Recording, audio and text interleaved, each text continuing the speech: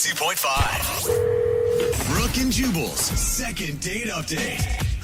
Two things are going to happen in today's second date update. One, we're going to try to get this dude another date. Yeah. And two, it's going to be a karaoke off. Wow. I kissed a girl and I liked it. She was wearing some chappy chapstick. I kissed a girl, she was digging it. Hey everybody, check out my MySpace page. Oh my God. Is that really your go-to song? Because it changes the meaning of that song a lot when you sing That it. is my go-to song, and I post all of my karaoke songs on my MySpace page. Okay. And they're all Katy Perry for some reason. Yes, they are. And Eric, who's on the phone right now, is a big karaoke guy. That's where he said he met the girl that he wants to call today, and that kind of ruffled my feathers because I'm ready for a challenge, Eric. Oh, okay. After we do the second date, you and I, karaoke off. What do you say? Yeah, I think so. Let's do it. All right. He's like, you're weird, man. What's your go-to karaoke song? You know, I sing a lot of stuff, but like if I really want to impress people, I do Born to Run. That's my go-to. Or to run. Okay. Oh, yeah. Is that what you sang the night that you met the woman in question? You know, it is. I actually just sung Born to Run, and her name's Anna. Uh-huh. She came and sat down at my table with like me and my guys. Oh, I was thinking maybe she threw her panties at the stage. That's what I get when I sing. Chicks take off their undies and throw them at me. So competing. So, That's weird. so Anna heard you sing and came and sat down with you guys? Yeah, she did. You know, if you can nail karaoke, it's all the work you have to do. They come to you, you know? Oh, really? You're like a bona fide celebrity at that point. That's all you need to do. So is this a situation where you're not getting a call back, or did you guys actually end up going out on a date? Well, both kind of. So we were talking, and she was like, "You want to get out of here?" So I was like, "Yeah, let's get out of here." And Whoa. we went to like a quieter bar so we could just talk. Okay. Right? Like I left my guys, and it was just the two of us. Yeah. So we did kind of go on a date. Like we met and kept going out that night. Whoa. And how did your quiet time at the other bar go? I thought it went really well. Like we had several drinks, and I'd already been drinking at the karaoke bar, so it's a little fuzzy. Okay. But like I thought we really connected. You know, like it was one of the most intimate sort of first dates I've ever had. Like we really talked about like sad stuff. We connected, I thought. Like That sounds like a great experience. Like, Yeah. what kind of sad stuff did you talk about? no, Was it- not like super sad, just like I vaguely remember talking about our exes, and I like talked about my ex. I think I may have cried at one point. Oh, that's not good. Why do you think this is a good experience in retrospect? No, it was good because we felt connected, I thought. Uh-huh. It was like a level of intimacy that you can only achieve with someone you really are connected with. Was she into the crying though? Like, did she reciprocate or comfort you, or was she just like, I have to go? I remember her being nice. Again, you know, I drank like a night's worth of drinking at two different bars, so I kind of twice as drunk as normal. So Okay. what's interesting to me is that you're calling thinking this was a good experience when most people, if they ended up crying at a bar with some lady that they've never met, would be calling to apologize. You know, I hear what you're saying, but it was like we really had something. From my perspective, it didn't feel like pitiful or sad. Okay. It felt like important. So if the crying isn't the reason she's not calling you back, what do you think it was? Oh God, maybe she met someone else. I don't know. I thought that it was great. Okay. Well, we'll play a song, come back, and then we'll call her and get your second date update, all right? Sure. Don't cry while we're gone. I'll try. Moving 92.5. Brooke and Jubal in the mornings. Second date update. Come on in, God. jump on it, ride it. Hi, my name's Tony. My saddle's waiting. What's up? My name is Tony. Oh my gosh. I change the lyrics when I do karaoke. Dude, you I change the lyrics a little bit to make it my own. Hey, Eric, Yeah. you know what that was?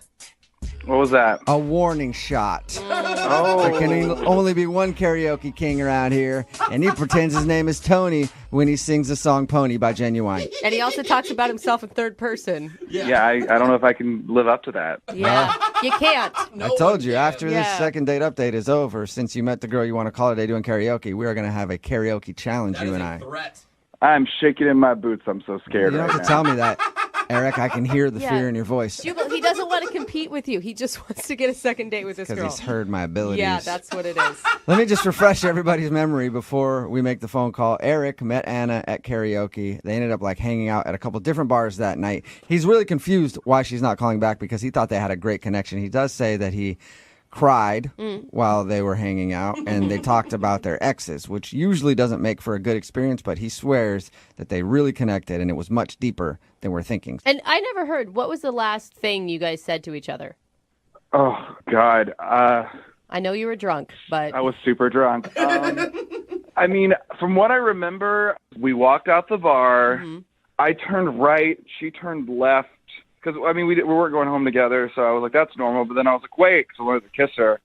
And then I don't think she heard me. She just kept walking. Oh, That okay. sounds Or she did awkward. hear you Yeah. and kept walking. Yeah. All right, I'm going to dial her phone number right now, okay? Sure, yeah, let's do it. Okay.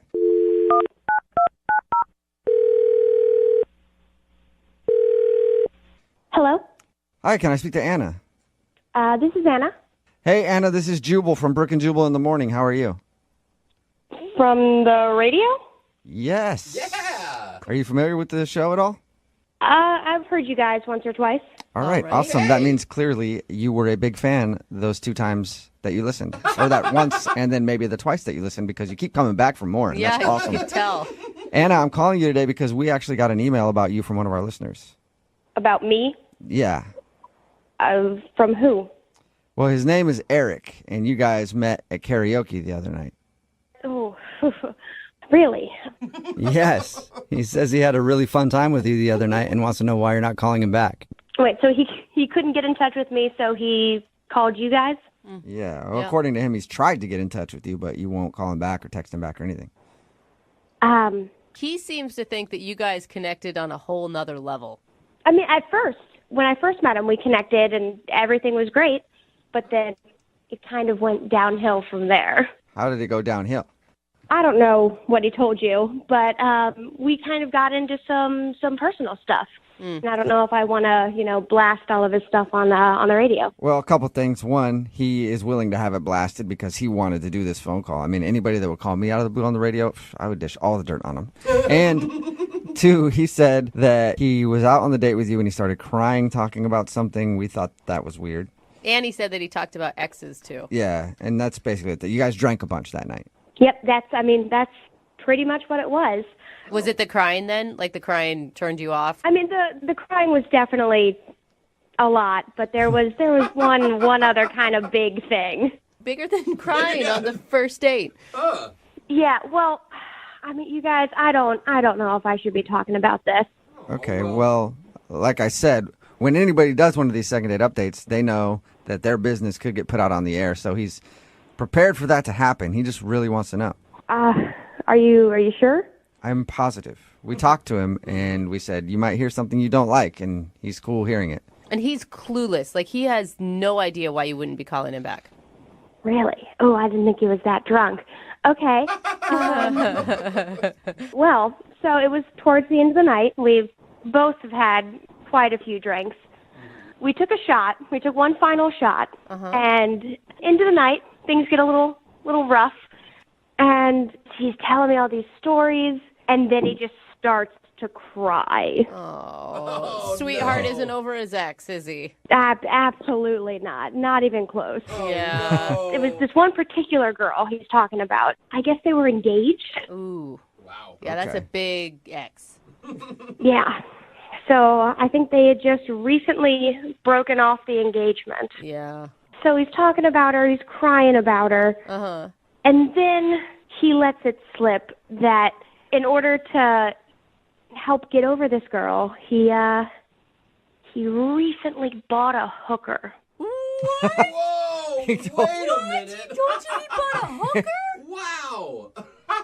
Yeah, he just kind of dropped that bomb. That's a big bomb to drop. What did you say to that? I asked for the check.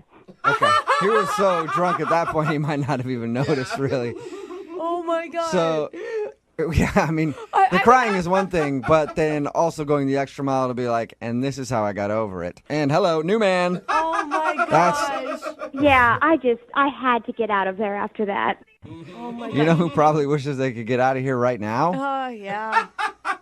Who? Eric, because he's actually on the other line listening and wants to talk to you. Are you serious? Yeah. Eric? Hey Anna, how you doing? Listen, I was joking. Uh-huh. I really just, as you were sobbing into your drink, I really don't think you were joking. All right, look, I don't remember telling you this. I'm gonna be honest. Maybe I wasn't joking, but it needs to be destigmatized, and I think that's really the what we learned from this. No, Eric, that's not the route Is you're that going to what we're take on learning? this one. No, sex work, it's not a moral issue right now. It's a culture thing. Yeah. Maybe that's not a first date thing to admit. I don't think I did anything wrong. Eric, you told me in the first couple hours that you had recently slept with a prostitute. I thought we were connecting. I just felt comfortable with you. What? But there are some things that you don't share with strangers, connection or not. Yeah. We just met. I was drunk. People say things when they're drunk. It doesn't mean that that's the way they are all the time. You're not buying prostitutes left and right, okay? It's just a one-off. It's not like you made a bad joke. You told her about a real-life situation where you hired a prostitute. Just one time. But here's the thing, Eric. Right now, you don't sound still even real regretful or embarrassed by the fact.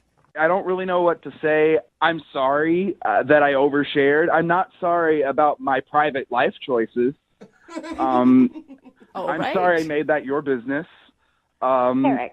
But you know what? Now you know me. Now you know who I am. You know all my secrets. And now you I'm a know if horror you go lover. out with him and break up with him, he'll be all right. Well, no, I want you to come. I just want you to know, Anna, that I like you. I like you a lot, but I also want you to accept me for who I am. Hey, Wait, that's wait, so some wait. brutal honesty, Come on, Anna. but buying a hooker is part of who you are? Is that what you're saying right now? It's a choice I made once. So, yeah, it's part of you. Officially, forever, you are a man who has enjoyed the company of a prostitute. And that's okay if you're not ashamed of it. Isn't a lot of sex transactional? Why is this the line, Anna? I mean, come on. Eric, all right. You're a very nice guy. I had a great time with you. But you're obviously not over your ex. You're trying to get over her by paying for sex. I don't know if I want to be a part of that.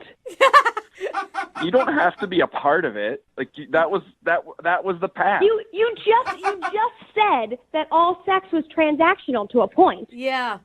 Well, isn't it? I mean, So if we continue to go out and I do eventually sleep with you, will you just consider me a transaction? Oh.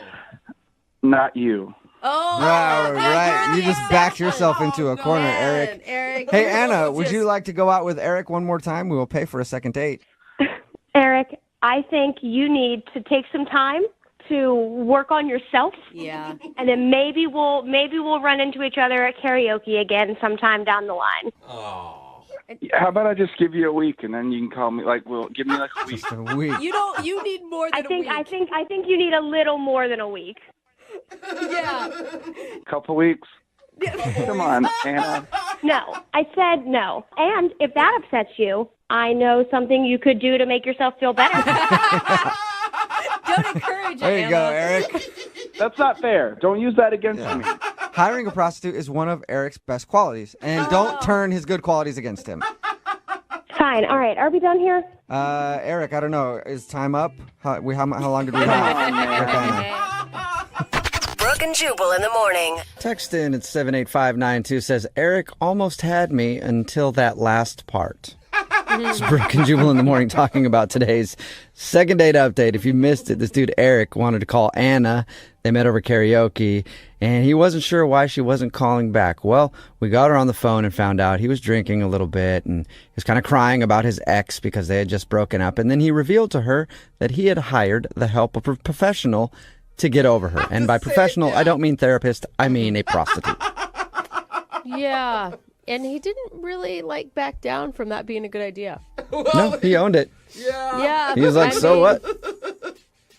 I don't know. It's kind of a hard hump to cross. I don't for, think. I I know date. I know it happens a lot. I don't think any girl can actually sleep with a guy knowing that he's been with a Well, hooker would you before. be with a woman who slept with a hooker? Well, I would. I don't have standards, Absolutely. though. That's different. For sure. That's what I look for. It's like a deal breaker if you haven't. Text in 78592. That's the question. Would you sleep with someone if you really liked them and you knew that they had hired a professional one time to help them out in the sexuals department? And if you want to do a second date update, all you have to do is email the show and we will call the person who didn't call you back. Moving 92.5.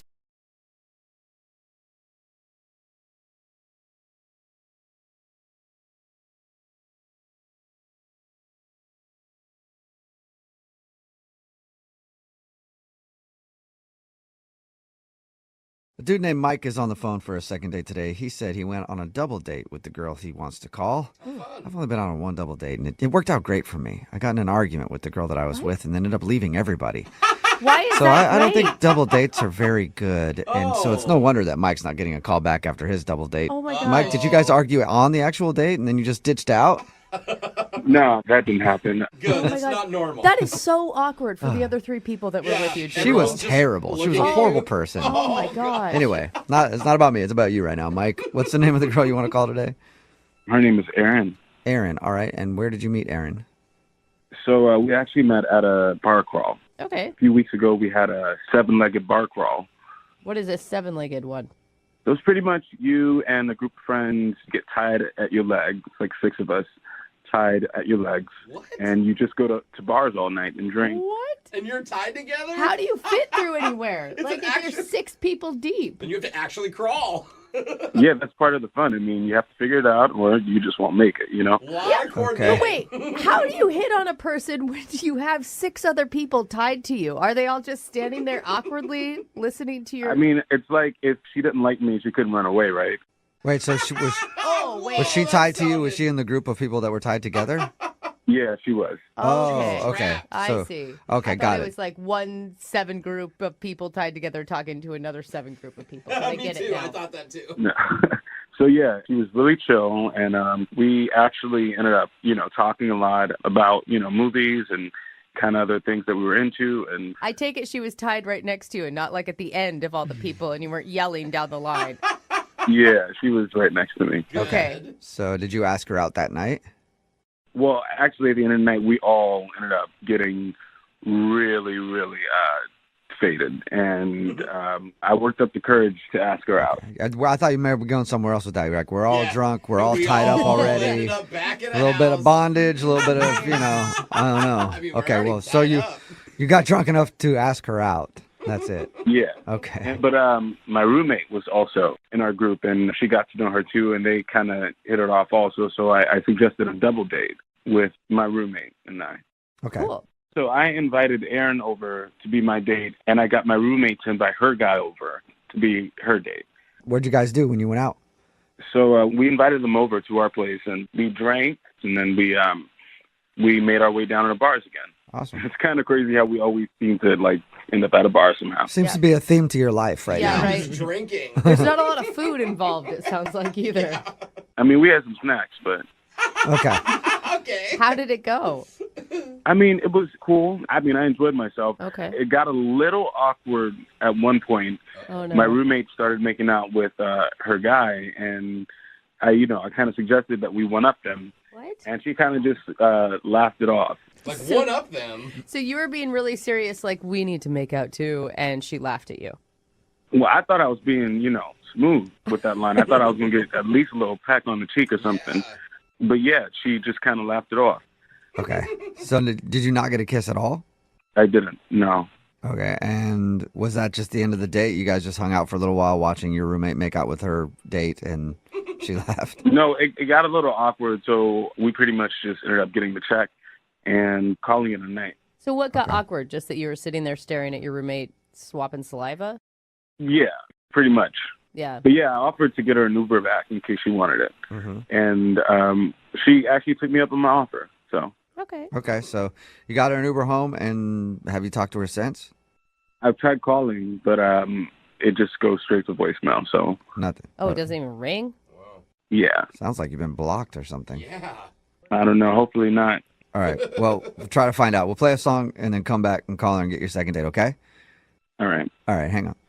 You know, usually when a first date starts by being tied up to a group of other people and there's all kinds of making out going on, I mean, usually you're in for a lot of fun. That's a success. But apparently that didn't happen for Mike. He wants to call a girl named Erin today who isn't calling him back. They actually met at a 7-legged bar crawl. I guess him and 6 of his friends were all tied together, and she was one of those people. Then he ended up asking her out. She hung out with him and his roommate and another dude on a double date. Yeah. Things were going okay, but then it got awkward when his roommate started making out with her date in front of them. He made a joke like, maybe we should try to one-up him. She wasn't into that. And then she got an Uber home and hasn't called him since. So ouch. see if we can find out why. All right, Mike, you ready to call her?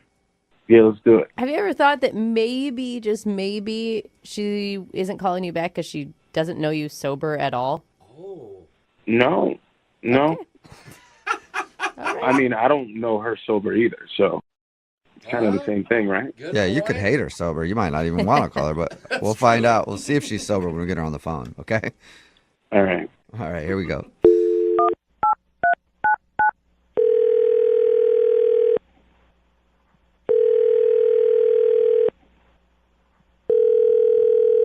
Hello? Hi, may I speak to Erin, please? This is she. I'm doing a survey on this dude named Mike that I know and anybody who's been out on a date with him. Have you been out on a date with a guy named Mike recently? Sorry, wait, I'm confused. Are you being serious? Kind of joking. Sort of. Really? We do a segment on our show called The Second Date. That's where if you go out on a date with somebody and then don't call them back after, that person can email us to get you on the phone to try to figure out what happened. So Mike emailed us about your date. Oh, okay. I get it now. Do you mind talking to us for a minute about your date with Mike? Sure, that's fine. Okay. So he told us how you met, like some 7-legged bar crawl thing, and then he says that you went out on a double date with him and his roommate, but now you're not getting back to him. He said he really liked you and he can't figure out why. Is there a reason?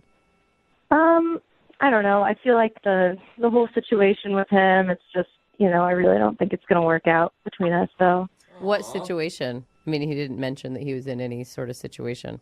I mean, just kind of what happened that night. It just got kind of weird, but The only thing that he told us that was weird was his roommate started making out with her date and wouldn't stop, and he thought that was awkward. oh, he didn't tell you about the situation with him and his roommate? No. Mm-mm. Well, okay, so basically at one point I was talking to his roommate alone, and she was telling me that occasionally when she and Mike get bored, they'll hook up. Oh. Like maybe like once or twice a month or something like that. Wait a minute. What? They're sleeping together? Just casually? Yeah. Yep. Mhm. So, Yeah. Huh. like I kind of tried to play it cool, like at the time, but I'm Right. really like not cool with that at all. It's not what I'm looking for. Wait, you don't want to date a guy who hooks up with his roommate from time to time?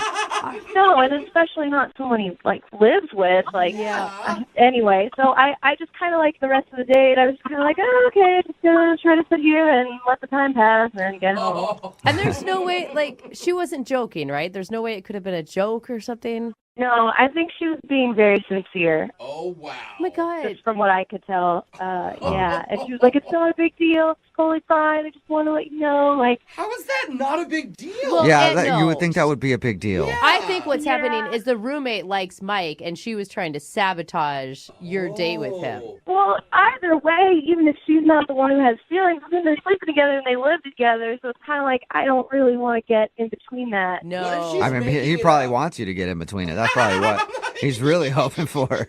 She might be, but What if she's making it up, though? She's not making it up. You don't make up something like that. I don't know. You're roommates, dude. That is, who is going to date Mike when he's sleeping with his roommate? No one. yeah. Anyway, I'm kind of surprised you didn't mention that, but Yeah. Yeah. Well, that answers our question. Definitely does. Pretty cut and dry there. yeah. So after that, I didn't really want to like go out with him again or see him again. Yeah. Well, the good news is you don't have to see him again, but I do want to see if you'll talk to him again because he's on the other line listening and wants to talk to you. What? Are you serious?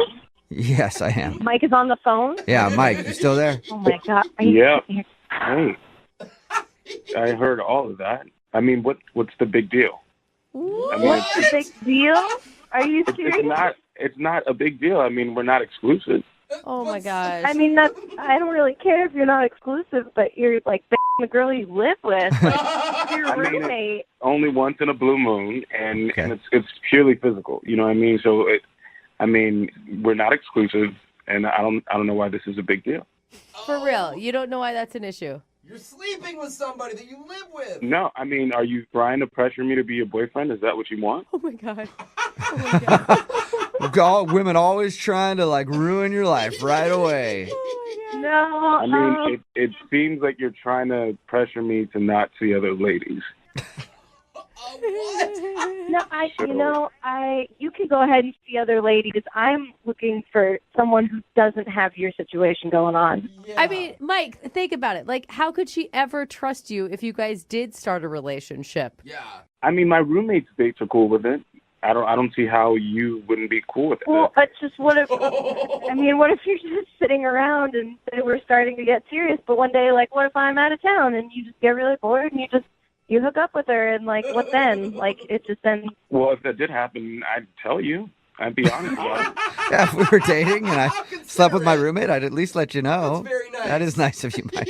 I appreciate the honesty, but that's still just not really what I'm going for. Like, Right. Think about it this way, Mike. Like, if I asked you to come over to my apartment and then I told you, like, oh, hey, I'm having sex with my male roommate over here, would you be, like, super cool with that? Like, what would you think of that?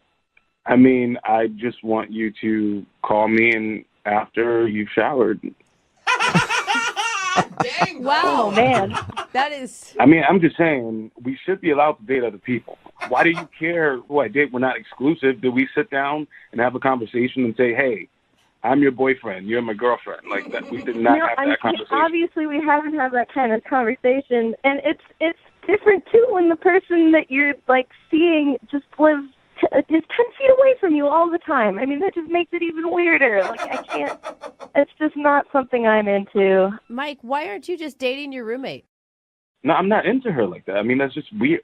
Oh. Yeah, it's weird That's What do you weird. think? I'm to a date someone weirdo? that you're sleeping with casually who Yeah. happens to live with you, too. It's odd. I'm with you there on that one, Mike. I mean, honestly, have none of you guys hooked up with any of your friends because you've been bored? Yeah, but it wasn't No. multiple times a month, and I didn't live with them. I mean, I highly recommend it because it's pretty fun and it's pretty convenient. Okay. All Very right. convenient, too. So hear that, Aaron? It's convenient. Yeah. Oh, yeah, I'm sure it is. Wow. Well, I mean, keep it on, Mike, but I don't think I'm going to have any part of that. Well, hold on, Aaron. Before you get to that, let me just ask you, would you like to go on a second date with Mike? We will pay for it. No, I'm sorry, Oh, no. shocking. Oh, man. Aaron, how about this? How about you come over one night with my roommate? We can all, like, have dinner and talk this over. Uh-huh. You Sounds know? like something Yeah, else. it sounds like you got something else planned, Mike. Yeah. Have some drinks. I think, Mike, you guys just have different boundaries, right? Yeah. I think so. Yours are a little bit more open than hers. A lot more open. I mean, she's definitely open to come over whenever she wants. Oh, okay, Aaron. Open invite. Well, I'm sorry, you turned down the date, but you got an open invite over to Mike's place whenever you want it. That's kind of nice, right? Thank you. All right, well, appreciate you telling us why you didn't call him back. And Mike, maybe be more upfront about that with other dates that you go on, and you might find a girl that's right for you. Or don't say it at all. Or just, again, start dating the roommate. Ew, I would never date her. She's like my sister. Oh, my All right, God. it's getting worse. Makes it all bad. Getting even worse for you, Mike. Take care. I've hosted a lot of speed dating events for different companies. Yeah. And I never actually thought that people ever go out on dates from speed dating because they're the most awkward things ever. I'm with you on that Usually one. people sit together, it's like, oh, you got a minute and a half to do your date. And they sit there and they're quiet and they look at each other. Most of the time the guy's trying to talk to the girl who is already looking at the next table over because she sees a guy who's way better looking and is just ignoring him the whole time. Yeah. They're just bad and awkward. But apparently people actually do meet someone on a speed date that they'd like to see a little longer in person. Sort of like what happened with Zach, who was on the phone with us for a second date update. Zach apparently met the girl that he wants us to call today on a speed dating adventure. Is that right, Zach? Yeah, how you guys doing? Good, man. So it actually worked out for you, huh? The awkward awesome. speed dating thing. Well, yeah, I was shocked. Have you done speed dating type stuff before, or is this the first time you had done it? I totally agree with you, man. It always seems kind of awkward or weird, so I've stayed away from it for the longest time. my buddy and I both ended up going just for the hell of it because we dared each other to do it.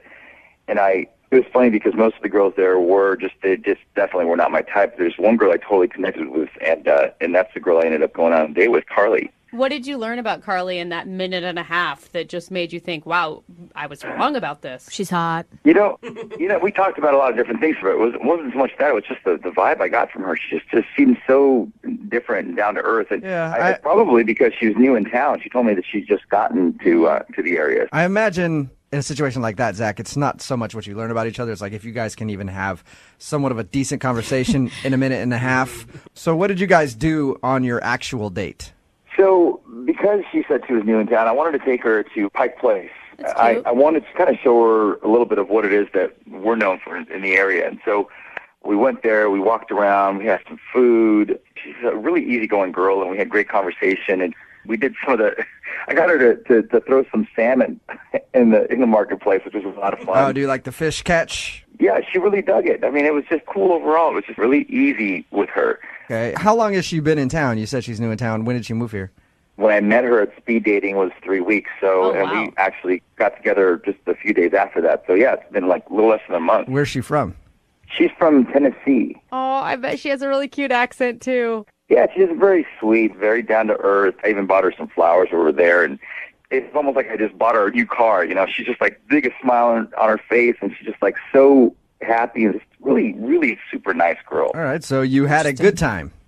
Yeah, I had a great time. All right. I would think as a good old Southern girl, she would be getting flowers every day, like every date she went on. But she thought it was an unusual thing? I don't even think she really expressed that it was unusual. It was just the way that she was thankful for it. And she just like made me feel special that I even thought of giving her flowers. You know what I mean? She's a country girl from Tennessee. I go to the big city and this man's buying me flowers. What's next? Is he going to ask for my hand in marriage? Oh, you can, you. How did the date end? Did you guys share a kiss? Anything more than that? I walked her to the car, and I wanted to be a gentleman about it and just give her a kiss on the cheek. Well, of course you do, sir. A real Southern lady would never kiss on the lips on a first date. You know that. That's sweet. Does it feel like you're on the date with her right now, me doing that to you? I feel like chemistry. Yeah. Yeah, can I get your number, man? You know you can. Tall drink of water. All right, so you kissed her on the cheek, wanted to be a gentleman. She's obviously not calling you back. How long has it been? How many times have you tried to get a hold of her? I called her a couple times, texted her a couple of times, and it's just clear to me that she's just blowing me off at this point, which is really weird because I wasn't expecting that. Did you get any response from anything? Nothing. That's what's weird. That's what's really tripping me out. And the weird thing is when you're new to town, I mean, I've been new to town before, and you basically call anybody that calls you back because you have no friends. Yeah, the thing, and I don't want to sound morbid about it, but I'm just, because she's new to town, I hope something didn't go wrong. No, dude, hey, it's perfectly acceptable the way you're thinking. Anytime that I've ever gone out with a girl and she hasn't called me back, in my mind, I'm like, she must have died. Yeah. That's the only way a woman does not call this guy back. Zach, you and I are in the same boat, buddy. I don't know. We'll play a song, come back, call her, get her on the phone, and get your second date update, okay? All right, cool. Thanks, Jubal. All right, hang on. Moving 92.5. Brooke and Jubal in the mornings. Second date update. Hey, Zach? Yep. After thinking more about your situation, I don't really think you need to worry. I think you might be a little premature. Really? Okay. Why is that? Well, any girl that is new to this area, it's like a feeding frenzy. Like, dudes just attack them left and right. You know, because, we're not very attractive in this part of the world. So there's a lot of uggos out here. So as soon as a hot girl from Tennessee ends up on the scene, guys are going to be after her like crazy. So she's probably just got tons of dates, and she'll get around to you. You're maybe 15th on the list, you know? How's that make you feel? All right, great. Yeah. All right, no need for the second date update then. I'd like to just take the wind out of your sails right before we give her a call and see why she's not giving you a call back. Sorry about that, Zach. Yeah, feels great, guys. Thanks. You're welcome. Zach, I got your back. I think if the date went as well as you said it did, then could be 20 guys that she went out on the date with, and she'd still want to call you back. Thank you. Yeah. That's the way I'd like to see it. Okay, well, I'm going to dial the number right now, see if we can get her on the phone, and then get your second date update. You ready to go? Yep. All right, here we go.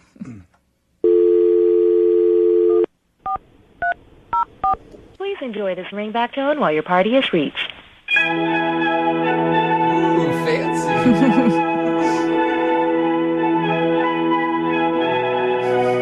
Hello? Hi, can I speak to Carly, please? Yes, this is she. Carly, how are you? This is Jubal from Brooke and Jubal in the Morning. I'm doing good. Who did you say what? Jubal from Brooke and Jubal in the Morning, a radio station here in town. I know that you're new to the area, and what we do is we get a list of people that have just moved here, and we call them to welcome them to town. So, welcome, Carly. Oh, wow. Yeah. That's real nice of you. Yeah, it is. So, where are you from? You're from Tennessee? Yes. And nice. And how long you been here? Just about a month. Is this really what y'all do? Carly, I'm not actually just calling to welcome you to town. Okay. You recently went out on a date with one of our listeners. You're calling me about a date that went on? Yes, I am. You recently went out with a guy named Zach who listens to our show. You met during speed dating. Wow, y'all do things real different in Seattle. Yeah, welcome to our city. So you went out with Zach, right? And he liked you a lot, but now you're not giving him a call back. So he emailed us to see if we could get you on the phone and find out if he did something wrong on your date. Okay. So what'd you think of Zach? He was real nice. Okay, so no problems with Zach, then why haven't you been giving him a call back? He says that he's tried to get a hold of you a bunch after your date. I don't really want to say, honestly. Is it embarrassing? Well, a little embarrassing for him, not so much for me. Okay, well, that's perfect then.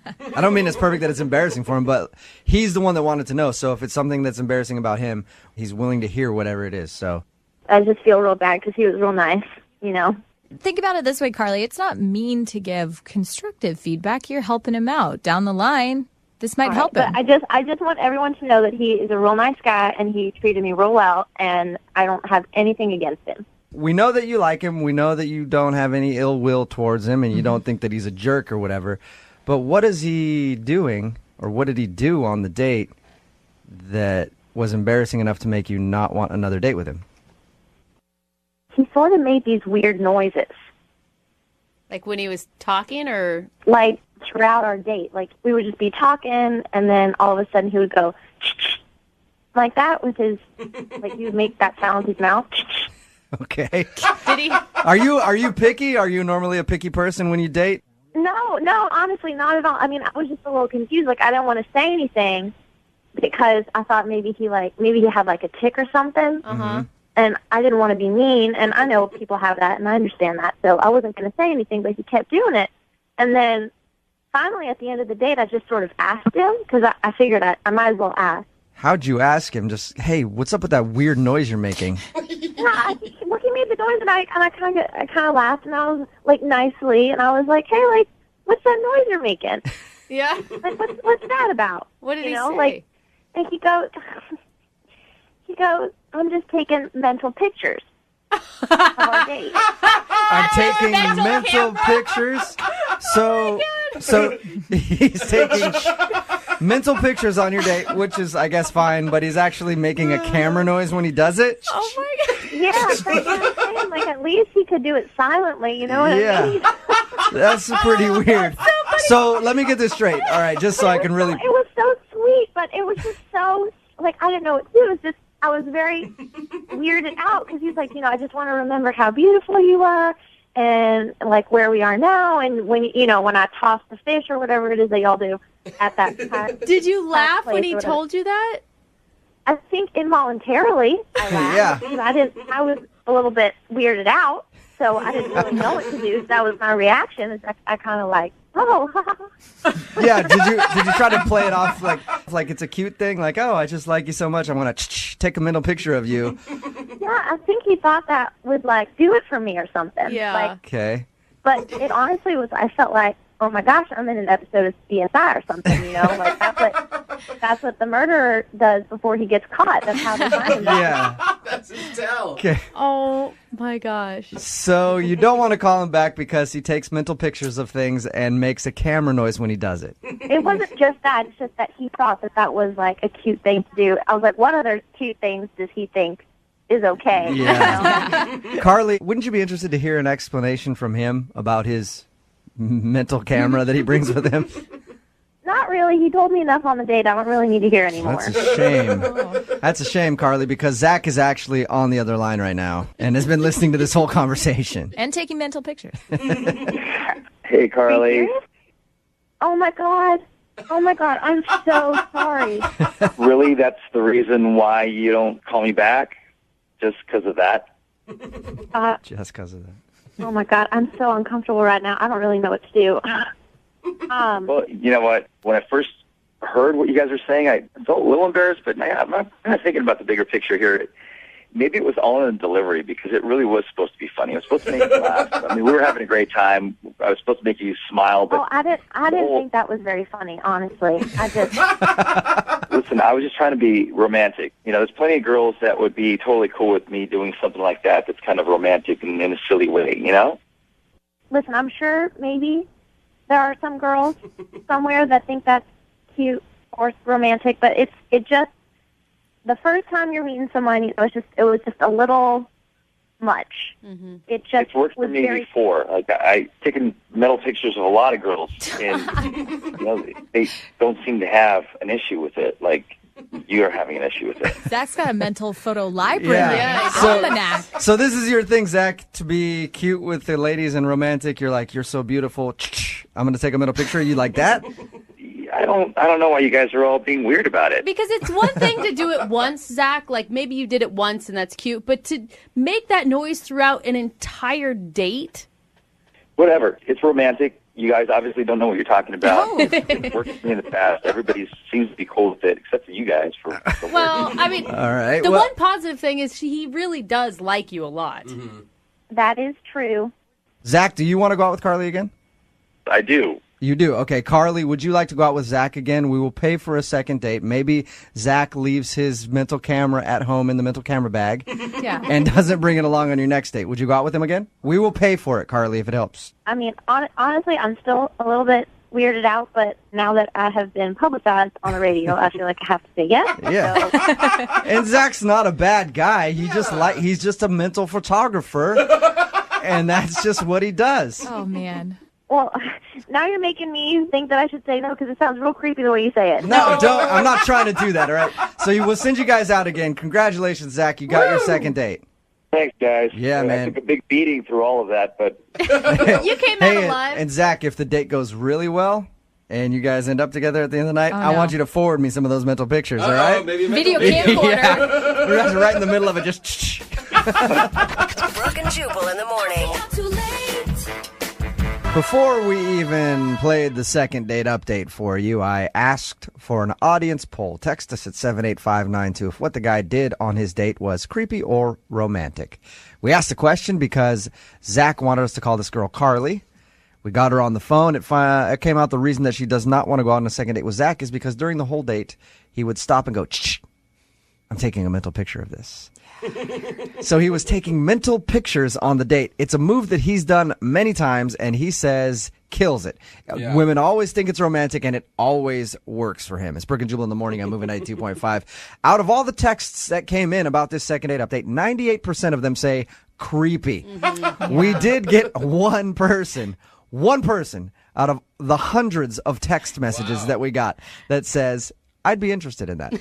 I think it's romantic. So one person actually kind of think it's cute. It's probably him defending himself. Yeah. He's like, wait a second. So yeah, pretty much very creepy to take mental pictures while you're out on a date. And the thing is, if you're taking a mental picture of something, do it in silence. Yeah. Making a camera noise and then saying that you're taking mental pictures of stuff is probably not going to be considered very romantic. Emphasis on the mental part. It may part. even be less creepy to just take the picture with your cell phone, like a real picture. Oh, no, she probably would have liked that. Oh, put this on Instagram. Yeah, Come exactly. on. An actual picture is a lot less creepy than a mental picture. Lesson learned. If you want a second date update, all you have to do is email the show, Brooke and Jubal at moving925.com.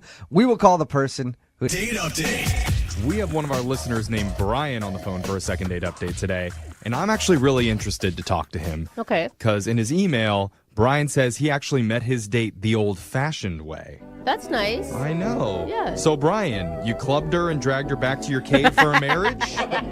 Super old-fashioned. I like it. Oh, wow. Didn't quite happen like that. Oh, good. Oh, she clubbed you. Yeah, right, exactly. Oh, okay. So, I guess before we find out exactly how you met, tell us what's her name? Jordan. Jordan? And Jordan was not wearing a loincloth. No, there was no loincloth involved at all. Okay. I'm losing interest now. Yeah. Me too, Jeff. So how did you meet Jordan? Well, the old-fashioned way was that my mom introduced us because she works with her. Oh, and then your mom offered her 4 cows. Mm-hmm. Exactly. Yeah. Dude, that's risky. So wait, your mom works with her and your mom's like, you need to date my son. And she actually agreed? Well, she had mentioned her for a while, but she was dating someone else. And then recently she had broken up with her boyfriend, and my mom kind of swooped in and, and suggested that I call her, and she said okay. And then we kind of hit it off over the phone. So. Do you normally meet girls through your mom, or is this a first? So this is a first, but I mean, Jordan's really beautiful, and we're all worked out great. Like, I was really excited. Are you shocked more by how great Jordan is, or that your mom actually has good taste? Well, I think initially I was shocked, but like now that the way it turned out, I'm kind of questioning my mom's taste. So. Oh, because she's not calling you back, right? Right. Yeah. Yeah. There's that. This is your fault, Mom. Totally Mom's fault. So what'd you guys do for your date? I took her to a nice Italian restaurant. I wanted to impress her, and she seemed like a genuinely good-hearted person. I don't know what to say. And she had this really amazing smile, and I was just kind of like falling in love with this girl. Like, whoa. Oh, wow. That's a line to drop there. I know. I'm like, she was just so perfect. It's like an episode of The Bachelor. Yeah. It really was. It really was. Even to the point where we were sharing dessert, and she says, hey, I'm having so much fun. Can we stay longer? Oh, she said that. Yeah. I'm like, oh, wow, okay. So we did that, and then, I paid for dinner, and I, offered to drive her home. Okay. And we get to her place, I'm thinking, okay, I'm at least getting a kiss. Right. Mm-hmm. And as I walked her to the door, like, I see there's a guy standing there. Wait, where? Standing where? Standing by the door. Whoa. And she says under her breath, she's like, oh, no, that's my ex. Right. Scary. What? Right. And I was like, all right. He wasn't confrontational, though. He was nice and kind of apologized for intruding. And oh, it's an old-fashioned 3-way now. Wait, why was her ex there? Did you ask? Well, he says, I need to speak to you for a second. And he was like, I'll go wait in the car. And I don't know, after that, she was just totally different. She had this like look of concern on her face, I would say. And yeah, I was like, look, I understand relationships are complicated. I understand breakups can be weird. And I just wanted to give her space to kind of take care of this. And did she mention on the date her ex at all? She said she got out of a relationship recently. So, okay. We talked about it a little bit. And I knew it was still kind of fresh, but she seemed like she was, ready to start dating again and kind of had moved on. And I'm taking it you did not get the kiss at the door like you thought. I mean, no, I didn't get the kiss at the door. And we just said our goodbyes. And as I was leaving, I see like he's getting out of his car in my rearview mirror and he's walking up to the house. Ooh. Oh, man. So after that, I texted her, and she only texted me back one time. And she said, I'm sorry, it's not going to work. Thanks for a wonderful dinner. And then she said, I will never forget it. Oh, man. So that's kind of open and closed, though. Right. So don't you, that means she's for sure back with him, right? That's what everyone's thinking. I'm assuming, but like... So wait, your mom set you up and she works with her. Has your mom not gotten the scoop for you? I asked her, but she said she feels a little awkward about it. And, yeah. She mentioned it to Jordan, and Jordan, she was like kind of like brushed her off. So I'm not really sure what happened. So what are you hoping to get out of this phone call right now? Are you looking to get a second date, or are you just looking to find a reason and figure out what happened? Well, I mean, if they got back together, I need you guys to break it up. Okay. Wait, is that a joke or is that not a joke? No, it'd be great if you could. What? Okay. That's priority one. She's the real deal. I need to see her again. Wow. So. All right. Oh, my God. I'm up for this. You're up for breaking up a relationship for this guy. For our listener, Brian, yeah, I'm willing to go do whatever it takes. So we're going to play a song right now, Brian. We're going to do some research, dig up some dirt on whoever this guy is, and then we'll come back and call Jordan for you and get your second date update, okay? There is no fallback. You must break them up. All right. Okay, well, let the social media stalking begin. We got a couple minutes here. Yeah, we're going to end a relationship right after this. I know you're kidding, but I really hope you do. Second date update. Brian, I've been thinking more about it, and I've decided I'm going to do something for you that I've never done before. What's that? We've done hundreds of second date updates, and you're the only person I'm going to hang up on right now. So thank you. Goodbye. No. Why? I don't think you have a very good chance, Oh. honestly. I actually agree with Jeffrey on that one. You know what? If we try and get a second date and we fail, it's going to make our show look bad. And I don't want to do that to us. So, Brian, I'm sorry. Maybe call us back when you have better odds. No, you don't understand. Like, I can't stop thinking about her. Like, Yeah. I can't even imagine my life without her. Whoa. Okay, buddy. I mean, see, this is what... Sorry, there's something about this that bothers me, Brian, and this is what it is. I finally realized when you said that. It's that you're the dude that always wants what he can't have. And you know what? Fast forward 6 months from now, you're suddenly going to be bored in a relationship with Jordan. No, I'm not. Yeah, sure. No, Dude, ladies know what I'm talking about, okay? If she didn't have a boyfriend, would you be saying things like that? I wouldn't even be talking to you right now because I'd be with her right now, and I wouldn't need a second date update. Okay. Yeah, see? I don't know, Or I would be talking to you at our wedding. See? I believe in That's love. the stuff that I'm talking about. I believe in love, and I think this is your one shot, bro. I have your back. Thank you. Well, in case you're just tuning in, we're in the middle of a second date update, and Brian desperately wants another chance at love. I'm saying the L word because Brian said he was falling in love on his first date, like a crazy person would say. But we like crazy people. And so, anyway, at the end of Brian's date, he got a very rude surprise when the girl's ex was waiting at the door to talk to her. And afterwards, she sent Brian a text saying, basically, you know, I had a great time, but you're out. Yeah. So we don't know if she's actually back with her ex or not. But if she is, she's not going to be for long because we're going to break them up. Right. Yeah, that's what we said. That is our goal today. Break people up, especially if they've been in love for a long time. It's fine. They're already in a cycle. I mean, they broke up once. They'll probably do it again. That's usually how that cycle works. All right. Brian, are you ready to make Jordan possibly cry? If it means that she'll get back together with me, then yeah, let's make her cry. Oh, my God. That's All a right. spirit. I'm into it. Oh, this is terrible. Okay, we're going to dial her number right now. Here we go.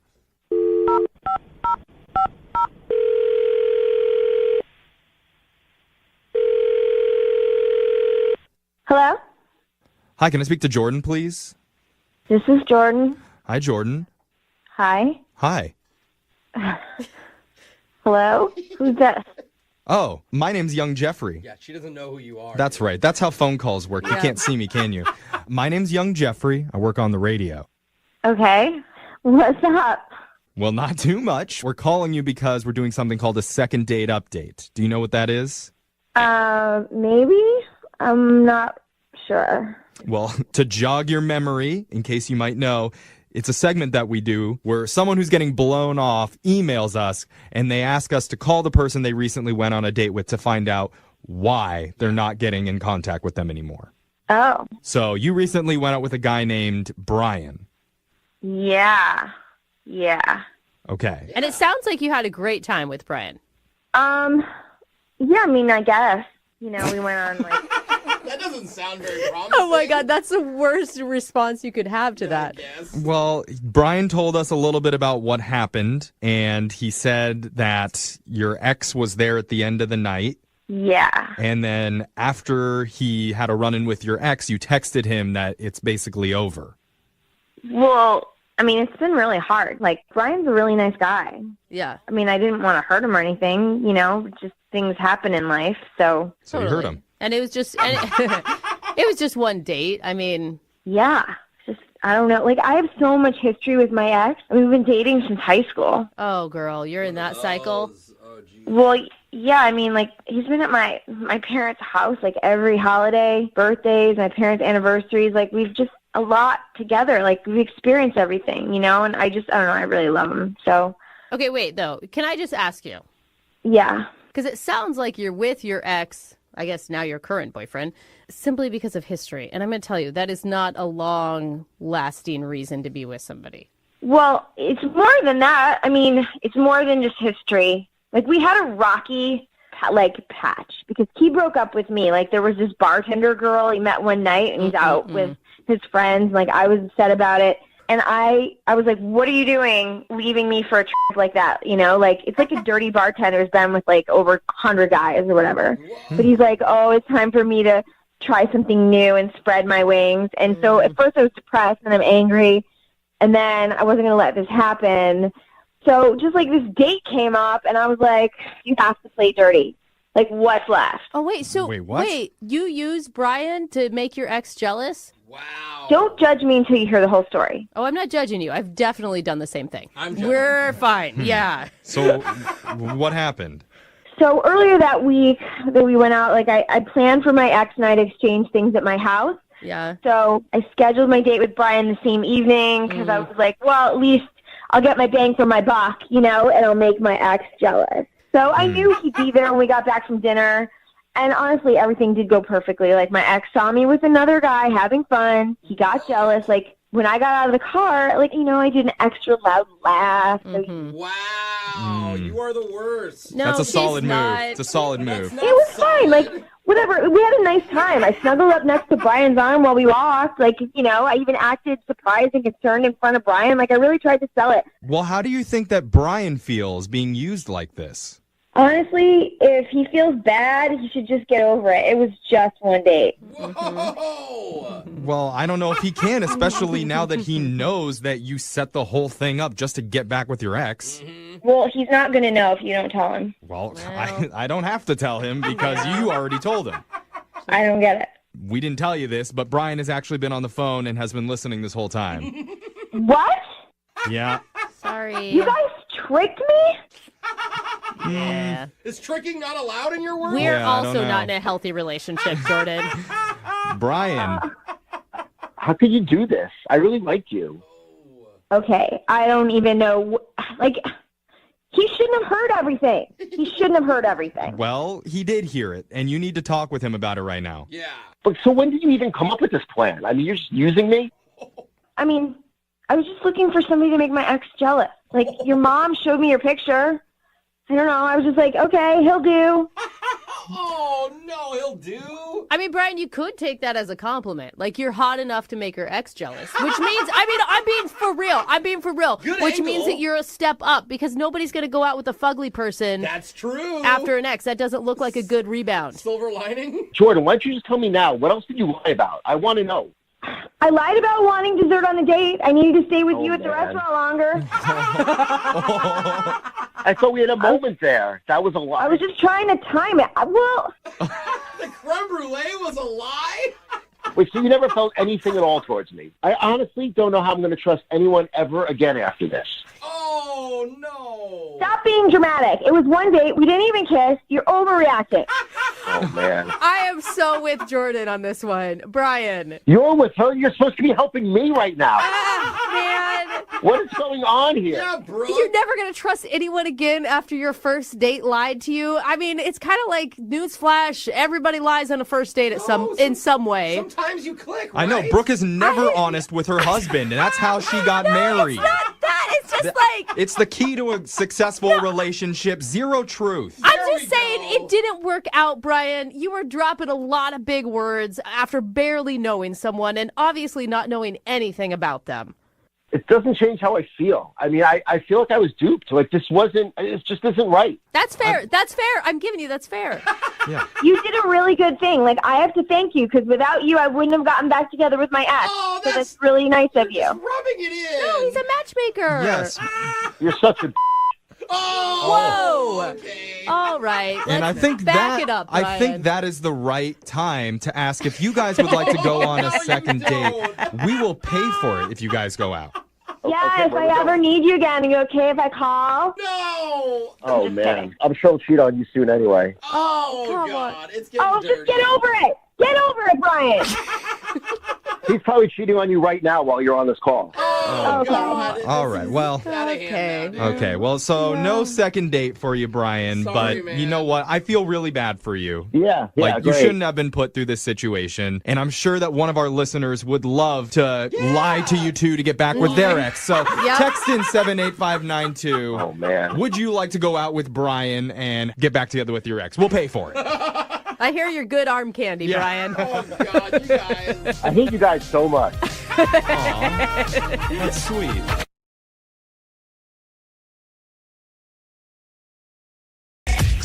For some people, dating is like running a marathon. You got to pace yourself.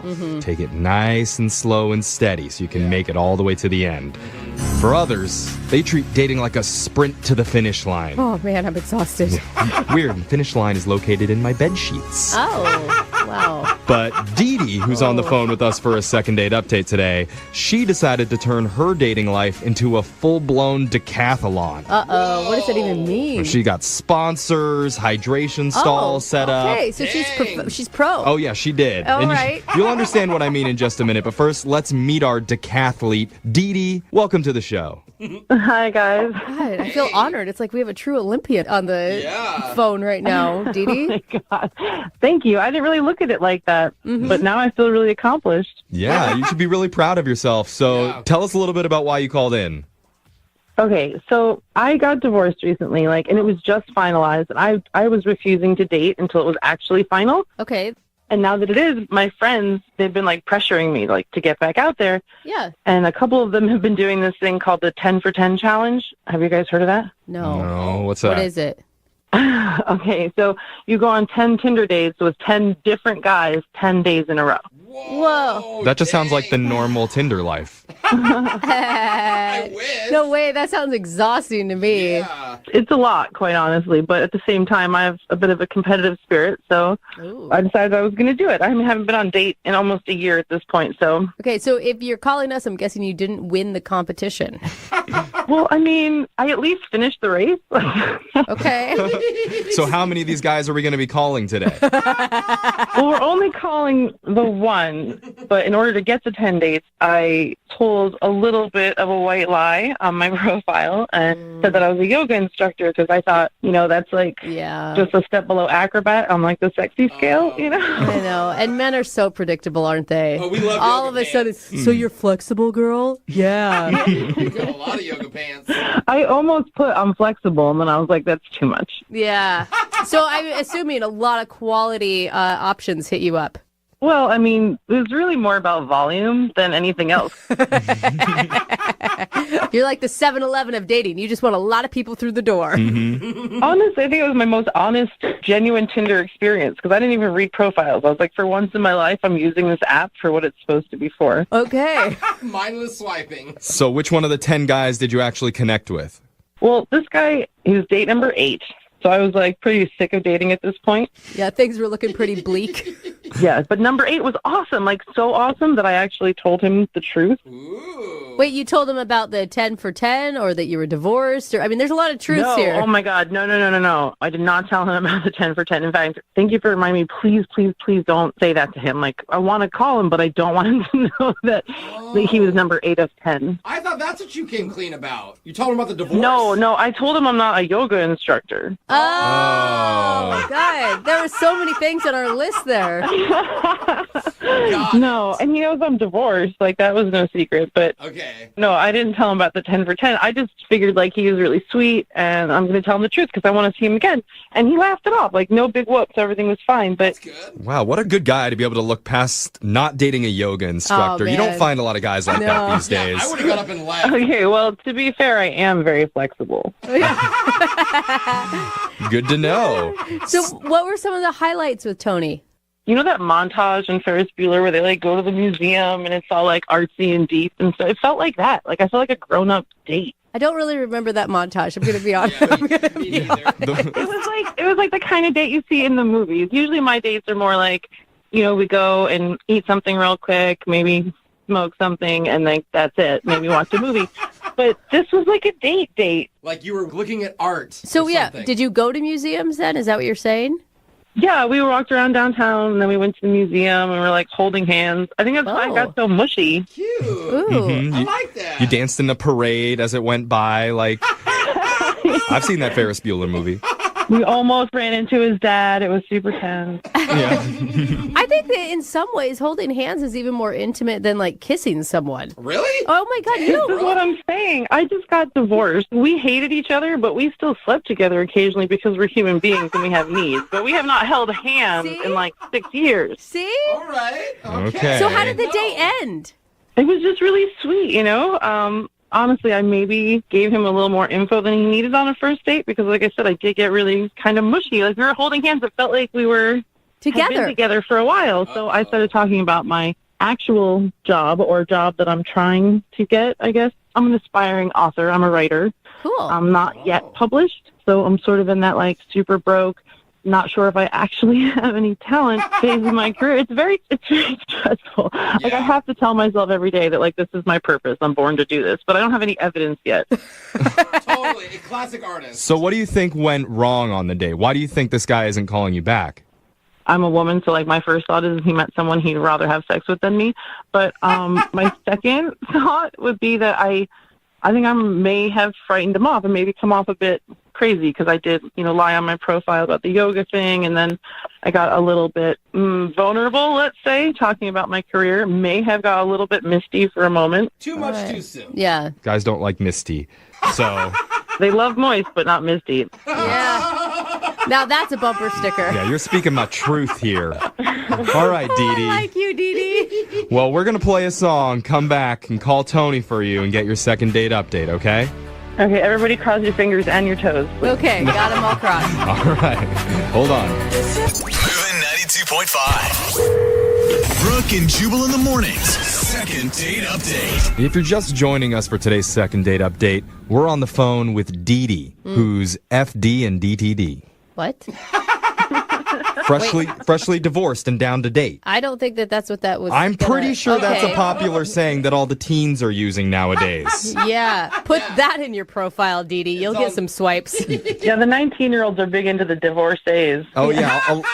A lot of the divorced teens are using this now. Anyway, Dee Dee's friends got her to try something called the 10 for 10 challenge, which is where you go out on 10 Tinder dates over 10 days with 10 different dudes. Yes. Wow. And her 8th date is the one that really stuck. His name's Tony, and she had a great time exploring the city Ferris Bueller style with him, but there has not been a meetup since then.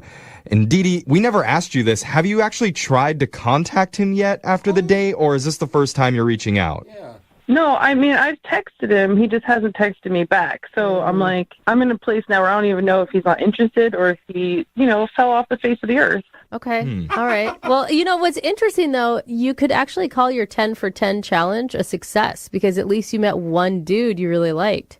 I was looking at it as a success because I actually put up with all 10 of them. Like, I didn't give up. Okay. You persevered, and that's all that matters in the dating world. I was like, I held on to hope in the face of no hope at all. All right. We're going to keep that positive attitude going, and we're going to give Tony a call for you and get your second date update, all right? Yeah, it seemed like a really good idea until this moment. Now I'm kind of freaking out, so let's do this. All right, we're going to make this work for you, okay? We're going to call him right now.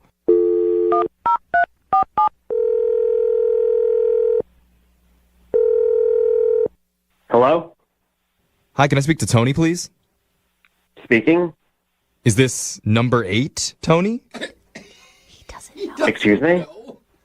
Never mind. Sorry. He doesn't know. Yeah, okay. So, Tony, this is young Jeffrey from the radio show Brooke and Jubal in the morning. The young Jeffrey from where? Don't worry about it, actually. Forget it. Hi, Tony. It's not going to help you. Everything Jeffrey's saying is confusing. We're a radio show. Yes. Why are you a radio show and why are you calling me? We were hired by some people that make a while bad ago. decisions. Yeah. Don't ask us why we're a show. We don't have a good answer for you. But we're barely a show. The reason that we're calling you is because we're doing something called the second date update. Have you ever heard of that before? No, I have not. Well, we're about to turn you into a listener. What are we talking about? Yeah. We're talking about the second date update. That's where if you go out on a date with someone and they're not calling you back, you can reach out to us to try and figure out why that is. So we're calling on behalf of a woman named Dee Dee. Dee Dee. Oh, okay. Yes, okay. So I'm on the radio right now. Yeah. Yeah. But more importantly, you went out with Dee Dee maybe a week or so ago. And she really likes you and she wants to know why you haven't gotten in touch with her since then. So she had a radio show call me. Well, you weren't answering her text messages. Yeah. Well, that's none of your business. True. We're not trying to like pry or anything. Dee Dee just feels like you guys had a real connection and your date sounded pretty awesome. Okay, well, what, she thought it went really well, you're saying? Yeah. Do you think it went well or do you not think it went well? Like, we want to know a little bit more about it so that we can help Dee Dee understand why she's getting blown off. Well, if you must know, I think it went well to like a point, you know. We went out like to a museum. We walked around. It was a really relaxing date, I would say. Okay, so what changed? So I guess towards the end of the date, we started talking more in depth about, I guess, our personal lives and our backstories. And then at that point, kind of a big red flag came up. Well, she told us that she came clean about lying to you on her dating profile about being a yoga instructor. Is that what you're talking about? No, not that. That was perfectly fine and funny. Okay. A lot of people tell lies on Tinder, so that wasn't anything big. Not in comparison to what she ultimately did tell me, though. Can you share what that is? She seems like a pretty open person. I mean... Right. Well, I don't know what she told you guys, but so she's trying to become an author. Perhaps she's mentioned this? Yeah. She said she's not published yet, but it's like a dream of hers. So, you know, she's writing, and it's very stressful for her, and she hasn't been able to really work or make much money for a while. Mm-hmm. But she said as of now, she's been covered financially due to the bus scam. What'd you say, the bus scam? Yes, the bus scam. What does that mean? Is it like some pyramid scheme where she's selling cosmetics at a bus stop? What is that? If only. It's a little more deep than that. She basically conned the city into giving her a settlement due to getting hit by a city bus. Wait, what did you just say? Like a lot of money then? She got hit by a bus to get money from the city. Yes, and she's been living off this for years now. You're saying she did it on purpose? Yeah, something like that. Wait, did she Hold on. Did she tell you that, or was she joking? Like, that sounds like a big joke someone would say. No, it was pretty serious. I did ask if she was joking, but she said she was 100% serious. What? Jose's coming up with all sorts of ideas. What public transit do I throw myself in front of next? Ask her if it hurt. Yeah, 5:15 comes in 6 minutes, Jose. You better get down there. I'm out of here, guys. See you later. Okay. I think. Wait a minute. Yeah, we need to ask Dee Dee about this. Dee Dee, did you jump out in front of a bus on purpose to make some money? She's on the phone. No. Wow, Tony, that is not how I told you the story at all. Like, oh my God. What? Hold on. What? That makes me First sound of like all, a psycho. I can't believe you're on the phone and you had a radio show call me to ask why I didn't call you back. That's psycho right there. Sorry, I think, Tony, that was on me. We shouldn't have hit you like a bus like that. We have them listening on the other line so that they can know what's going on. So Dee Dee's been hearing everything you said. But I need you guys to understand something, because like this is the last reason I thought he wasn't calling me back. Because that's not exactly how it happened. Okay, first of all, I'm not like some scammer. I refer to it as the bus scam because I think it's funny that I happened to get hit by a city bus and get a settlement. It's kind of good luck as far as I can see. Like, why would you call it a scam? Because it's funny. You know, I got hit by a bus. That sounds ridiculous. And not for nothing, in the artistic community, it's kind of everyone's dream. It's like winning the lottery. That's the perfect scenario. I got hit by a bus, but I'm totally fine. Well, you know, it doesn't sound fine to me because I don't know if I could be with somebody who just so openly cheated the system that way. How did I cheat the system? I got hit by a bus. I didn't jump in front of a bus. I want to see the video. I don't know. But you pretended to be more hurt than you actually were to get a bigger settlement. Wow, I think you're making a lot of assumptions about me, Tony, especially considering, like, I didn't even ask for alimony or anything from my husband. Like, the last thing I am is a scammer. But I'm also an optimist, so I look at this as a positive. I think this is a way I got lucky, and it's a jump start for my career. Hey! Well, it's sort of different from the way you told it to me when we were out on a date, how you saw the bus coming and you kind of leaned into it.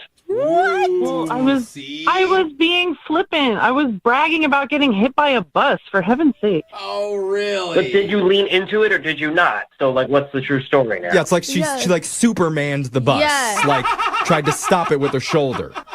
You lean into a baseball, not a bus. Honestly, I'm really glad that we did call him because I'm like, Tony on the phone on the radio is so different from Tony in the museum. I think you could say the same about Well, you, I'm not awful sandbagged on the radio, so sorry about that. So wait, Dee, are you not interested in him anymore because he's accusing you of being a bus scammer? I can't believe he thinks that I would purposely get hit by a bus. Like, I only think you purposely got hit by a bus because you told me that you purposely got hit by a bus. I was exaggerating. Come on. I'm a writer. Oh my God, it's hyperbole, for heaven's sake. Tony, were you in the middle of writing when you got hit? Well, maybe that's why she wasn't looking both ways. Her head was down in her paper. Oh, come on. Tony, this is a positive thing. Like, I see this as an opportunity for like a romantic love story. You guys could be the next Bonnie and Clyde, scamming city buses across the country, taking home millions. Tony, think about it. I see this as two people who hate each other currently. Honestly, if it were reversed, I would be dating him just for the story. Like, this is a really good story. It is, Tony, so you should really consider it, and if you say yes to going out on a second date, we will pay for it. Not just the dinner, but the bus fare, too. No, because then we're accomplices. Yeah, it's like a date scam now. She's scamming everybody. Yeah, not at this time. It was really nice meeting you, Dee. And I know people say this all the time, but I really mean it. Try very hard not to get hit by a bus. Sage advice. Yeah, that's some great advice, Tony. Thank you. Everyone listening. If you really wished me well, you would say, you hope I do get hit by a bus again. I guess. Today's second date update is kind of confusing because Louise is on the phone and she emailed us to do a second date update, but in her email she says that she wishes she would have never went on the date. What? So I don't know, Louise, do you know how second date updates work? Usually somebody goes on a date that they actually liked and then they want to get another date.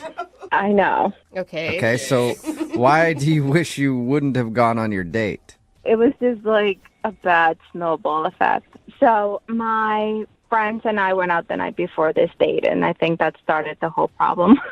Okay. Really? Did you meet the guy when you guys were out? No. Okay, so I met James on Tinder, and we set up like a Sunday brunch date. Like, it was at the beginning of the week, so it like made really good sense. Right. But my girlfriends and I went out Saturday night, and they were like, oh, we're just going to get a few drinks, and we're going to sit outside. And Russian mules turned into gin and tonics. And next thing I see is like really late. Yeah. So you were hungover then, and that's why you didn't want to go on the date, because you were hungover. I was totally hungover on hard liquor. Yeah. I mean, that's the worst, too. Whenever you say you're just going out for a few drinks, it never really works out. Yeah. So the next day, I really didn't want to because I felt horrible. Like, my stomach was not in the best.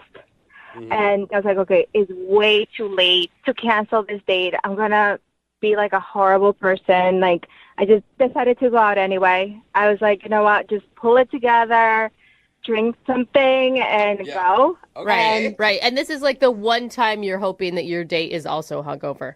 I was really hoping that. But when I met James for brunch, he's like, all nice, put together. Like, you know, just like, hi. And I'm just like, holy heck. Like, this is going to be rough. You're just holding back puke the whole time. Oh, my God. And I can smell you. Like, just even thinking about it, I can smell you. It was like the hair, the bags under the eyes. I had the whole hungover look put together. Did he know immediately, or did you address it? I didn't want to, honestly. Like, I was trying to fake until I make it. To be honest, like, I just didn't want to be like, oh, yeah, I totally didn't think this was going to really happen. So I felt bad. So we're sitting there, and we just started getting into stupid arguments. Like, we had a 20-minute argument. Like, I feel really ashamed of it. Whoa. It was like the stupidest thing in the world. Wait, so you guys were like legit arguing, or like playful? Like, we were legit arguing. No, like, people were staring at us. What? Wait. That's not a good sign. What were you arguing about? About brunch.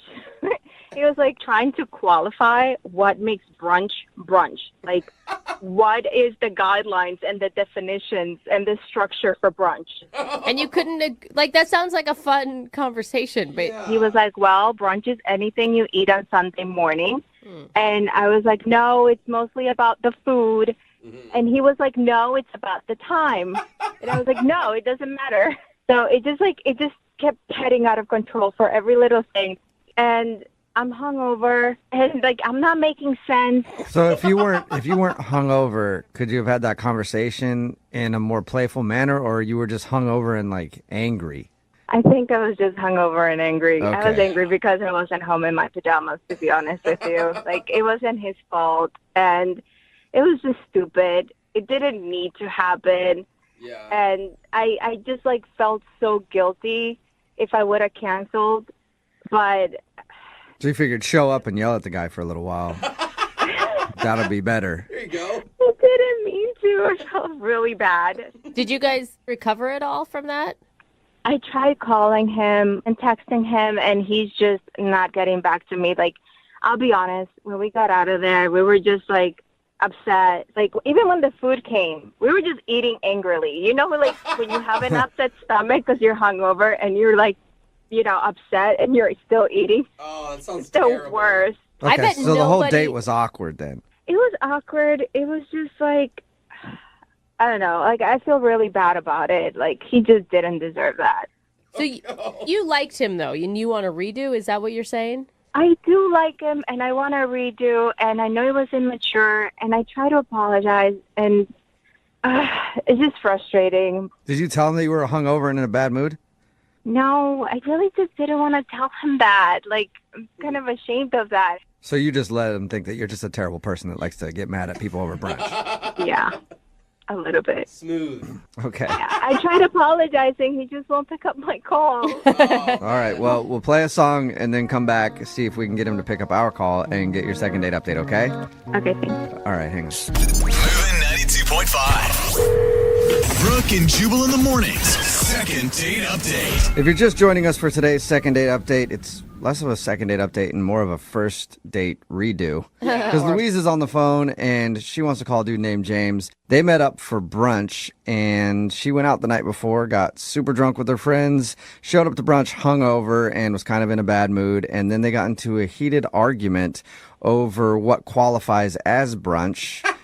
I know it sounds ridiculous, but she said that she was really rude about it, and they kind of ended the date after they ate. He hasn't been answering any of her phone calls, so she wants to call and apologize and see if there's a chance at getting another date with him when she's not all hungover and ready to just fight everybody. Oh my gosh, Louise. Would you give a guy a second chance if the tables were turned?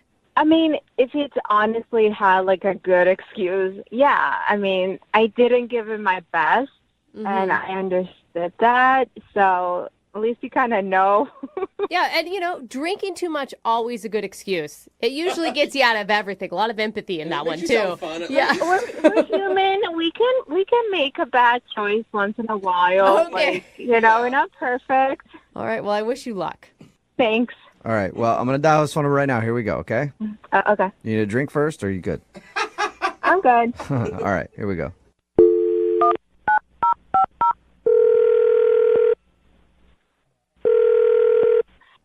Hello? Hi, may I speak to James? Yeah, this is James. James, what's up, man? How are you? This is Jubal from Brooke and Jubal in the morning. I'm sorry. Who is this? Jubal from Brooke and Jubal in the morning. It's a radio show. Okay. Okay. So, do you know? Have you heard the show before, or? I don't think so. I'm sorry. This is a radio show? Yeah. What can I do for you? Well, you could listen once in a while. That'd be cool. But other than that, we actually got an email about you from one of our listeners. Wait, what? Yeah, we do a segment on our show. It's called the Second Date Update. So we got an email from a girl named Louise. Yeah. I'm gonna say you probably remember going out with Louise. I do remember going out with Louise. Yeah. And she told us about your date. She says that it wasn't the best representation of who she is, and she wanted to not only apologize, but say she really liked going out with you and would love to get another opportunity. So she's doing it on a radio show? Yeah, I know. It just sounds like she doesn't make the best decisions, but we do a lot of these. And she said that you wouldn't answer her phone calls. Like she had tried to text you and apologize, but she got desperate, basically. Yeah, I've been just trying to avoid that whole situation. Yeah, I can understand that. She did tell us about your date. I would love to hear from your words, though. What'd you think of Louise? I kind of felt bad for her. Oh, really? Why? You know, like maybe she needed more than I could give her. What do you mean? Right now in my life. Yeah, what do you mean by that? Like, I don't know what her situation is, which is why I'm trying to be careful with what I say because I don't want to misrepresent her. What do you mean what her situation is? Okay, so I show up to brunch and I like a brunch date because it's a lot less pressure and it's during the day. Uh-huh. You get to sort of see people when they're just being normal. And so she shows up and she looks like she has not gone to sleep. She basically didn't go to sleep all night. Yeah. Right. She smelled very strongly of alcohol, and she was pretty disheveled. And I don't think people need to dress up for a brunch date, but I can't really explain it. But it was like the farthest away from being dressed up you could possibly be. The farthest away? Like she barely put on clothes? Yeah, I mean, no, she had clothes on, but it looked like maybe she had them on for a couple of days. Okay. All right. Your first impression was not a good one, is what you're saying. It was not a good one. So we were having brunch, and she's just in a bad mood, it seems. Like she's arguing with me about stuff and kind of put me on the defense. And so it was just kind of awkward. And then when the food came, she just scarfed it down in silence. Oh, man. So then we sort of just decided that was it and walked out, and we went our separate ways. And I saw her walk around the side of the restaurant and throw up in a trash can. Oh, God. It's not a good look usually. Yeah, that's the lasting impression. And, well, that's not it. And then she got into the back seat of a car with no one else in it. And I think just laid down in the back seat of a car. What? And so that's why I was like, does she live in her car? Maybe that was her house. Yeah, her house was just parked in the parking lot of the restaurant. Oh, no. Yeah, and so that's why I'm trying to be sensitive about it because I don't know if she is homeless. You actually think she's homeless. I thought you were just making an analogy or something. I mean, the evidence just kept piling up. I mean, I think she might actually be homeless. Yeah, pretty much what you described sounds like a homeless person. Right. You know, if she was arguing with an imaginary friend, then you could be sure she was homeless. But what you described does sound like a homeless person. Scarfing the food down? Yeah. Oh, man. Just a bad attitude, angry, smelly, dirty, and then sleeping in her car. Yeah, it's like I don't judge her. We've all got our problems in our lives. I feel like I can't help somebody through a situation like that before even knowing them, romantically at all. So I feel like it's like it was a little too much for me. Well, and how do you explain that to someone? Like, do you say hey, I don't want to date you because you're homeless? Exactly. Because I should have said something, but I didn't because I just didn't really know what to say. I think it's good you didn't. Well, I don't know if she's got a home or not, but she does have a cell phone. And I know that because she's actually on the other line and wants to talk to you. Oh, God. Really? Yep. Louise, are you still there? Oh, my God.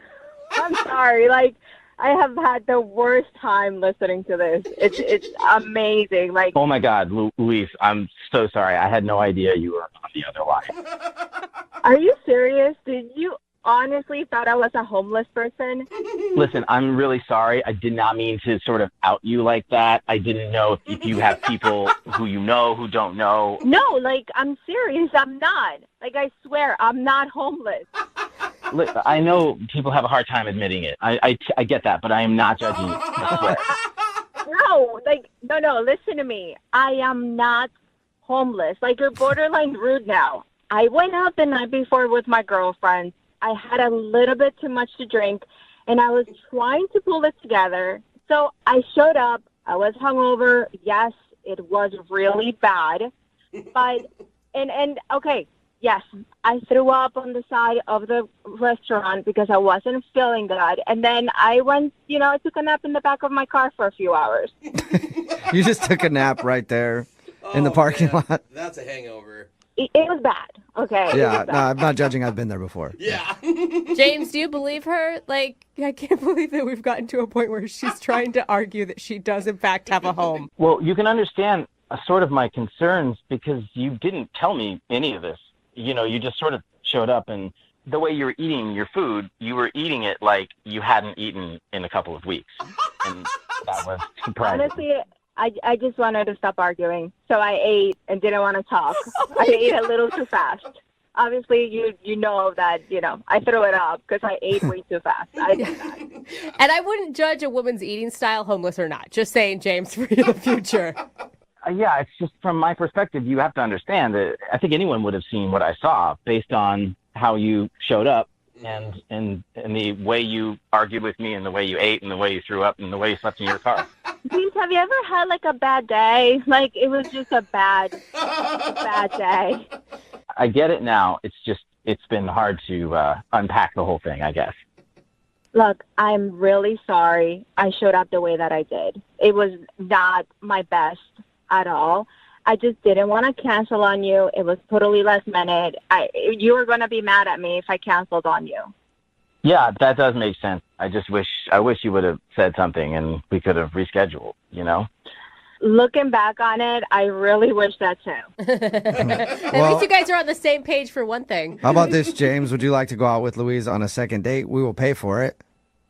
What is that laugh? Oh my God. I mean, if you guys if you want to sponsor a date, I would love to. Well, I think Louise might need a sponsor in something, but we don't know for sure yet until you go on another date with her.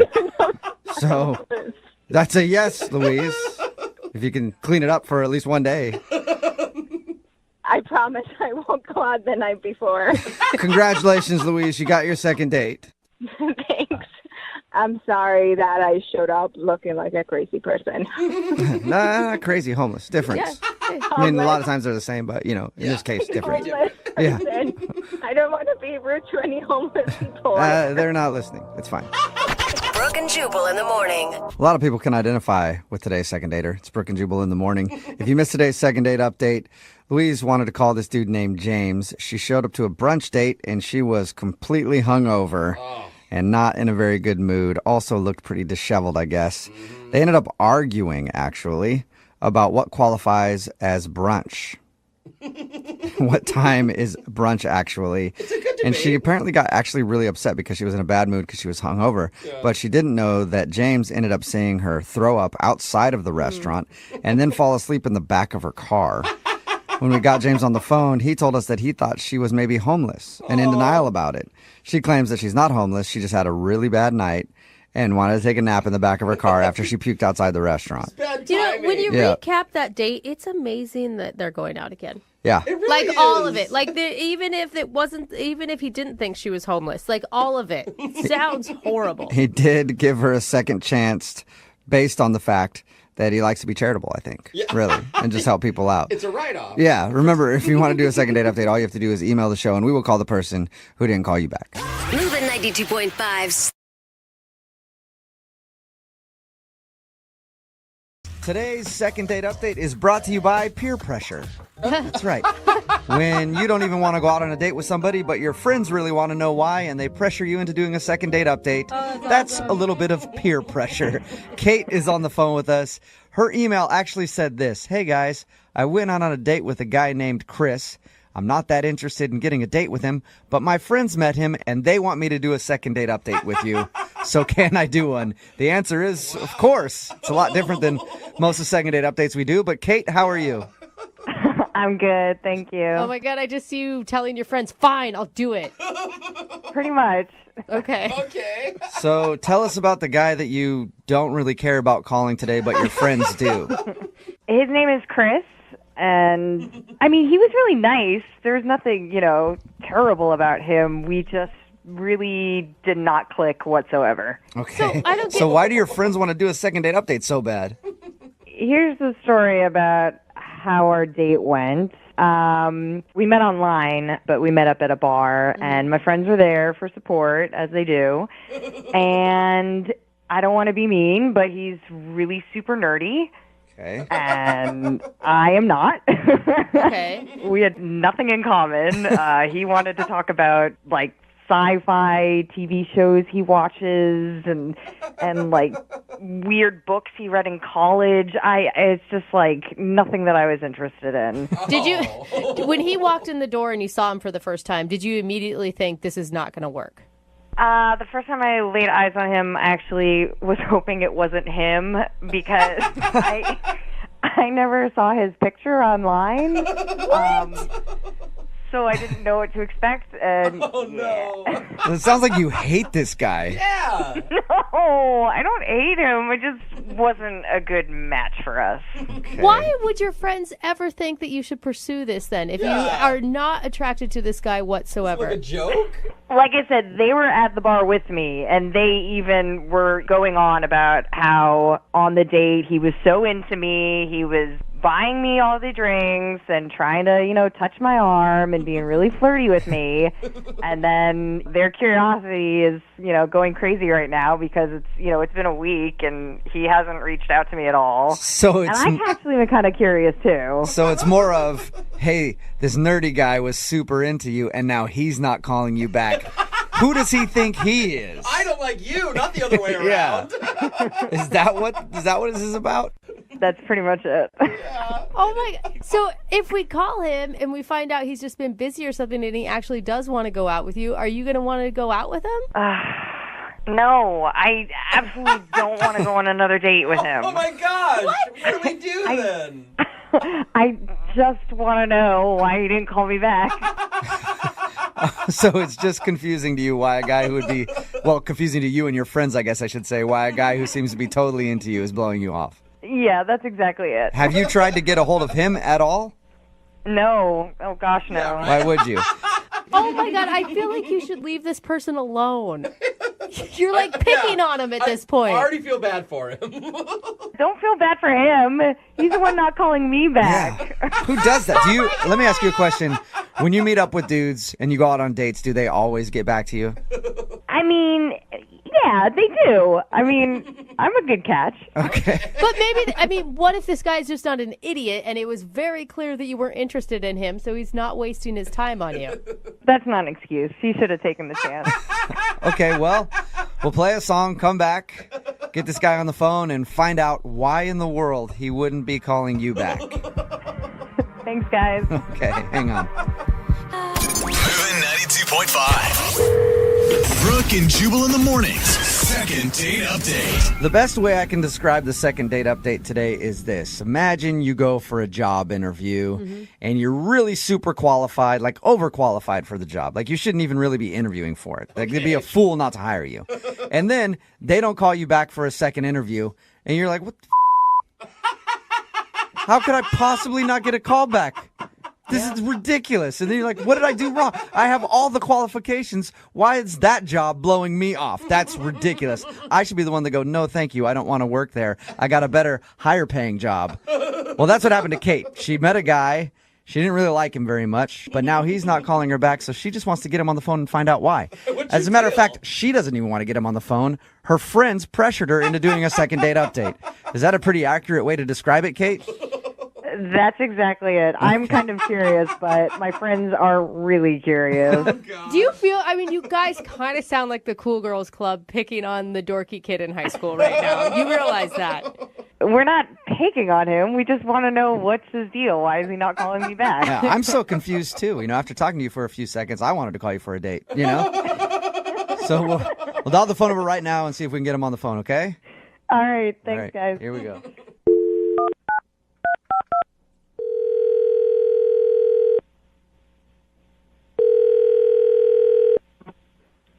Hello? Hi, I'm looking for Chris. Yeah, this is him. Hey, Chris, how are you? This is Jubal from Brooke and Jubal in the morning. What? This is Jubal from Brooke and Jubal in the morning. It's a radio show. Okay. Hi. Hi. I'm sorry, why are you calling me?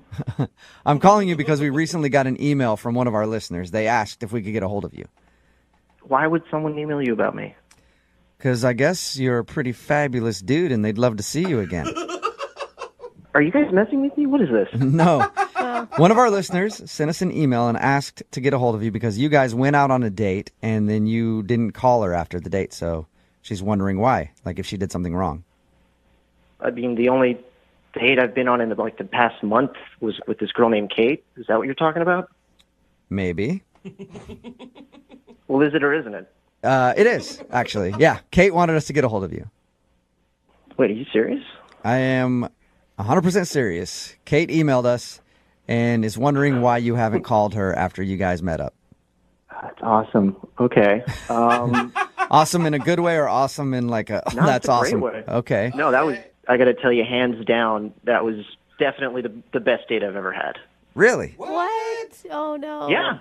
The best date you've ever had, but you haven't called her. So usually I follow that up by calling the person or texting them and asking them out again. Why haven't you done that? No, I did. I sent her a message on OkCupid. Oh, you did? On the dating website. Yeah.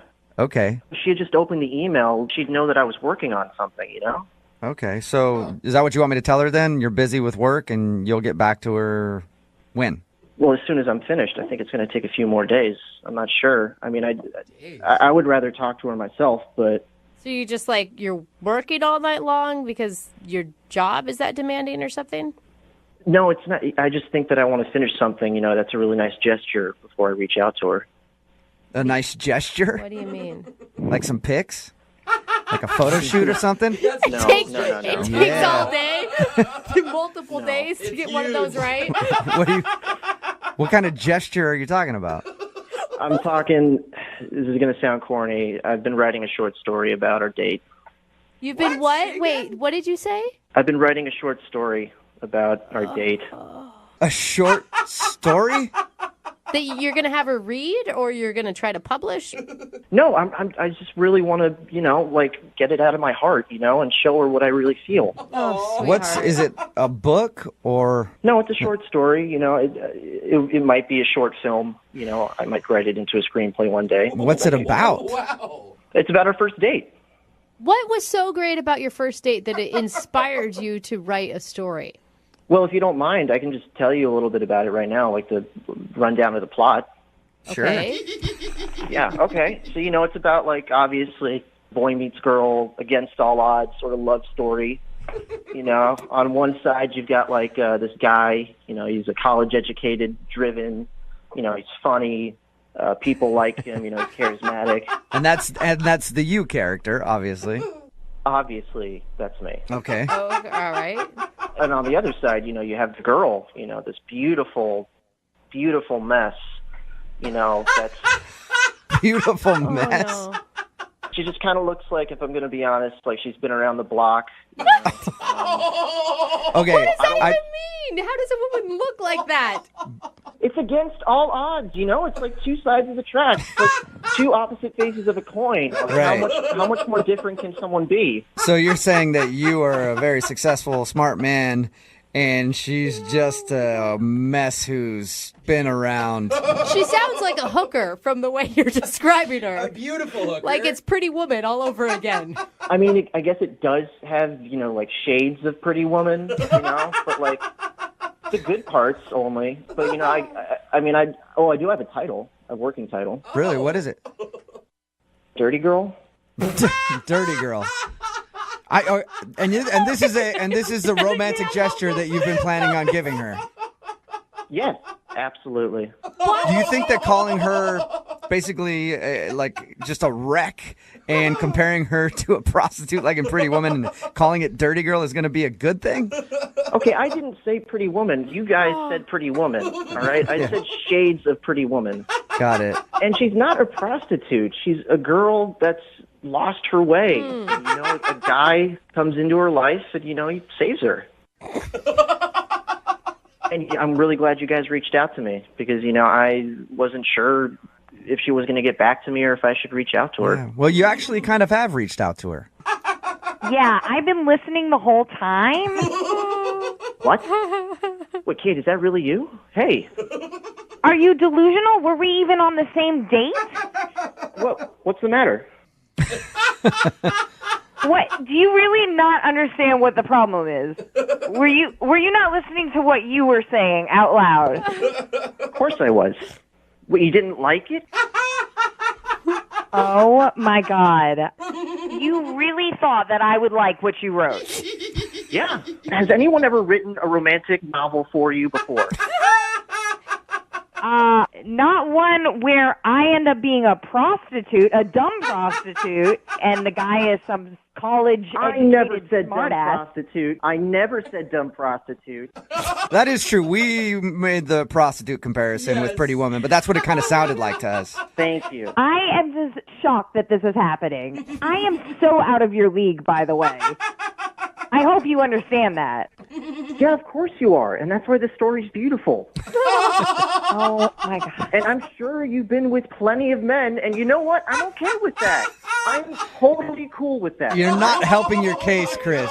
Oh, my God. Kate, you've got to see at some point. I mean, he is a romantic at heart. He's a little naive and doesn't exactly know how to talk to women, but it's a little sweet. I am just so offended right now. I don't know what to do. No one has ever talked to me like that before. No one has ever said those things to me before. I think what you have to do is go out on another date with him. Chris, would you like a second date with Kate? We will pay for it. Yeah, absolutely. No second date. That's not happening. But Kate, you're the one that wanted us to call him in the first place, so this could be a successful second date for you. I don't want to give him any more material for his novel about me being a dumb prostitute, so no way. Listen, I just need you to read the story, okay? I think if you read it, everything will be explained, and you'll understand everything. Chris, I'm sorry, man. I don't think Kate is going to see your point of view on this one. Kate, I want you to know that no matter what happens today, you will always be my dirty girl.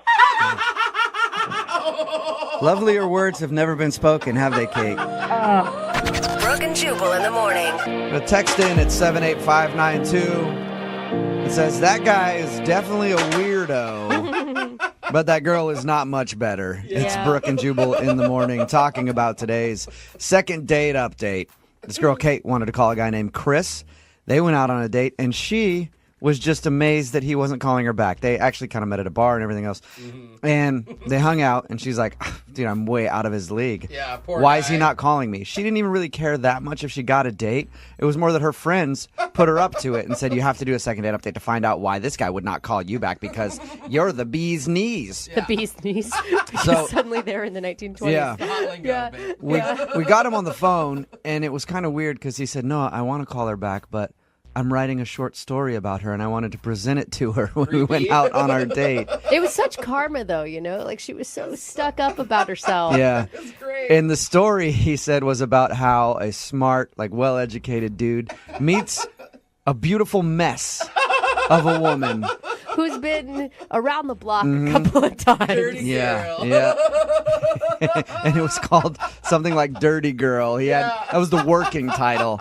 She was offended by that, obviously. A lot of text in at 78592 that says, I'll go out with him. I'm a romantic like that. So apparently that wouldn't creep that person out that the dude was writing a short story about her. Another text that says, what every girl hopes for before Valentine's Day, you'll always be my dirty girl. Yeah. And we're also getting lots of texts in. Earlier in the show, at about 7:10, we did a survey of Americans that talked about how the little things that piss people off. Oh, yeah. You know, and one of those was when people use pet names when they don't know you, like sweetheart or buddy or things like that. And Brooke made a comment, like, it's so condescending when people say sweetheart. And Jose and I were like, dude, you do that all the time Which to I people. didn't realize. Yeah, It's one you of those really things do. where you don't realize you're doing it, and then now I can't stop hearing it in everything. And we're getting a lot of texts in at 78592 from the second date update because Brooke called the guy sweetheart while she, sweetheart. But while it she was like talking to him. I felt like we were connected, you know, and it wasn't meant to So- be condescending.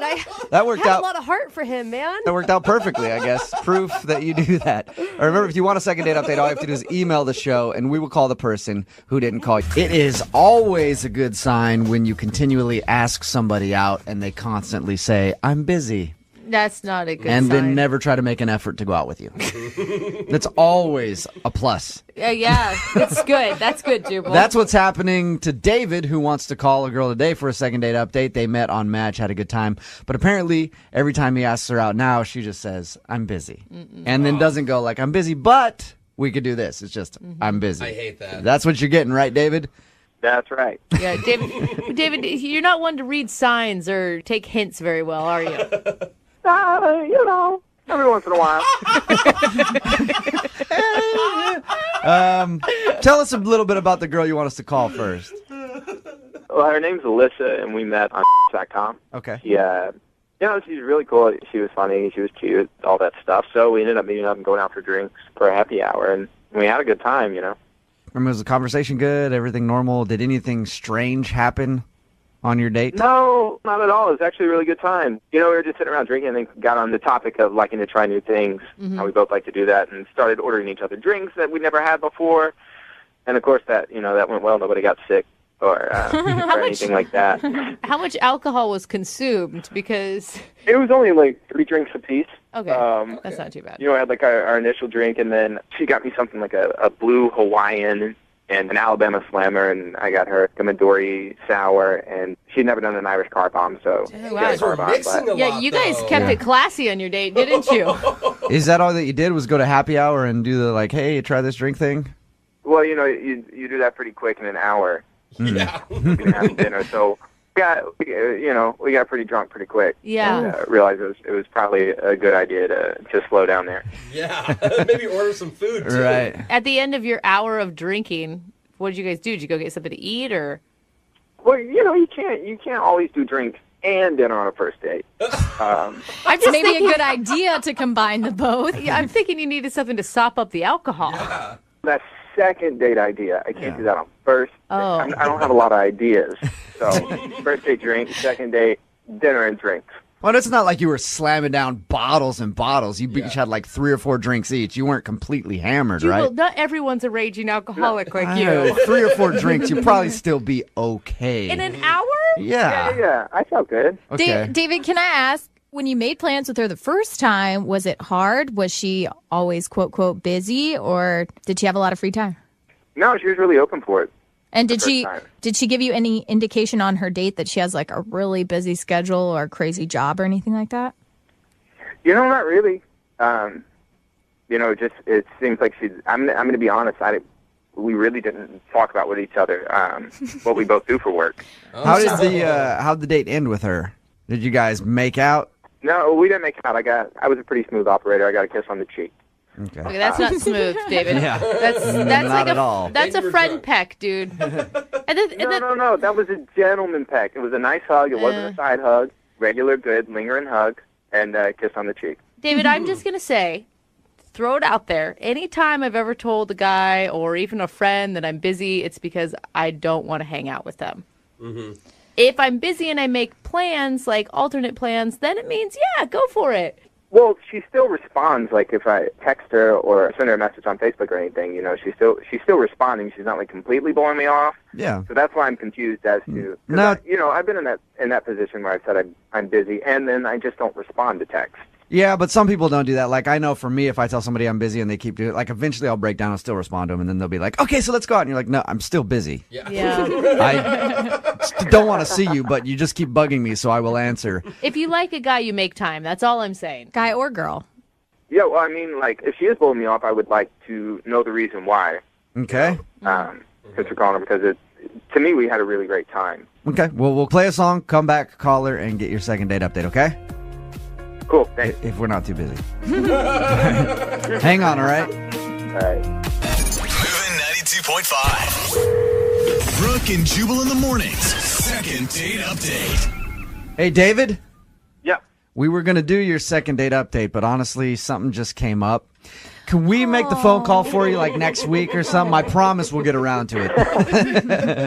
If you're just tuning into the second date update, I'm telling David that because the girl that he wants us to get a hold of keeps giving him the I'm busy treatment. Not I'm busy, we could maybe try next Thursday when I'm not busy. Yeah. Just I'm busy, which usually means I don't want to see you. Yeah. So we're about to call her and find out why. They met on Match, went out for happy hour, had some drinks, maybe too many drinks, I don't know. And he said everything went well, so he doesn't understand why she would say that she's busy and doesn't want to see him again. But she is responding to all of his texts and everything. Yeah, to be nice, maybe. Maybe, yeah. David, you got a kiss on the cheek when you left. Was there any talk then of seeing each other? I don't remember, to be honest. I'm going to go with no. All right. You ready to give her a call? Yeah. Okay, here we go.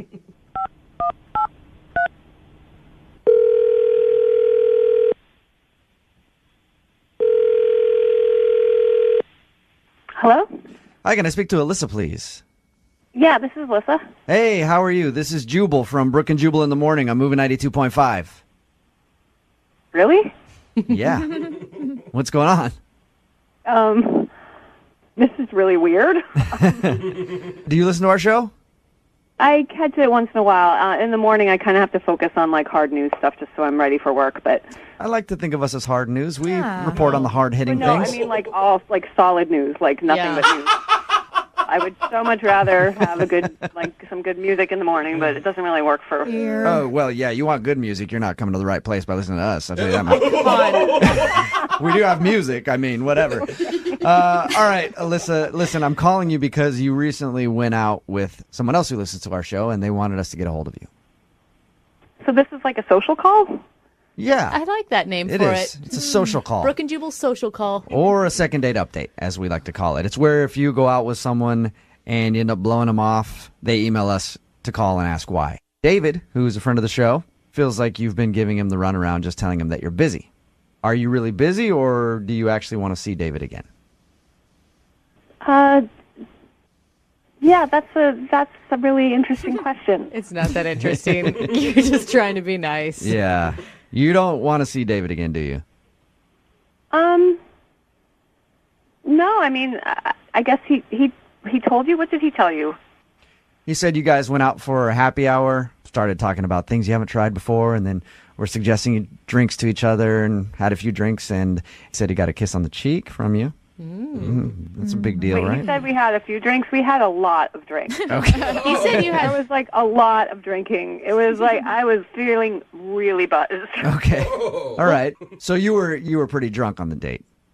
Yeah, I mean, I'm guessing that he was too. I don't know. Did he do something weird then, or did he, try to make a move on you, or? No, I mean, it was fun. We were like talking and laughing and trying these drinks, and then we were just talking about stuff from the past, and it was kind of awkward because he said that a long time ago he got in trouble with the law in another state, which is kind of a strange thing to say. Did he tell you what he did? No, there must have been a weird look on my face because I think he kind of caught himself and he just tried to play it off like it was no big deal, oh, he just, he said something like, oh, I was kind of wild when I was younger. Oh, okay. That really stuck with me, what he said, and I just... But you don't even know what he did, though, because he never told you what he did. Mm-hmm. That's exactly, and that's why I didn't know what to make of it. So I was talking to my friends about it, and they're worried about safety and stuff. So they're like, look, you should really do a background check just to be safe. Anyone can go online and, put up a profile. You don't know who this guy is. So did you do a background check? Yeah. You actually paid to have a background check done on him. Yeah, I mean, it's not That's okay. that expensive. I was really surprised by what I found out, and that's why I haven't said yes to a second date. What did you find out? Well, he was basically like a serial arsonist. What? He was lighting things on fire? A serial arsonist? Whoa! Like how bad? What? Well, I don't know all the details. You don't get every single everything. But when the information came back, it just was like he set things on fire, more than once. Wow. That's intense. How many counts of setting things on fire did he have? This mentioned 4, and there were allegations about a 5th. I guess that wasn't proven. What? Wow. Now, Alyssa, we did this phone call for him to find out why you weren't calling him back. Now I'm scared if things don't go well, he's going to burn my house down or something. Seriously? I'm worried for her. Yeah, I'm sorry for that. Alyssa, I know you probably never want to talk to David again. Yeah. But I should tell you that he's actually been on the other line this whole time listening to everything you said. Hey. Okay, this is really awkward. I don't even know what to say now. First of all, that is really weird that you would do a background check on me. I can't believe that people actually do that. Don't deflect. Like, how can you have a complaint that I did a background check? There was something to find. That seems to be more the issue. Yeah.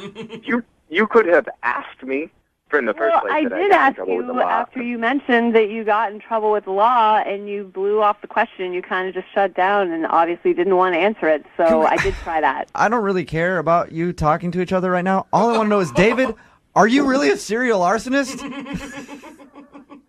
Serial arsonist is a really strong way to label it. I set a couple old cars on fire in like a shed in the woods. Why? Why would you do that?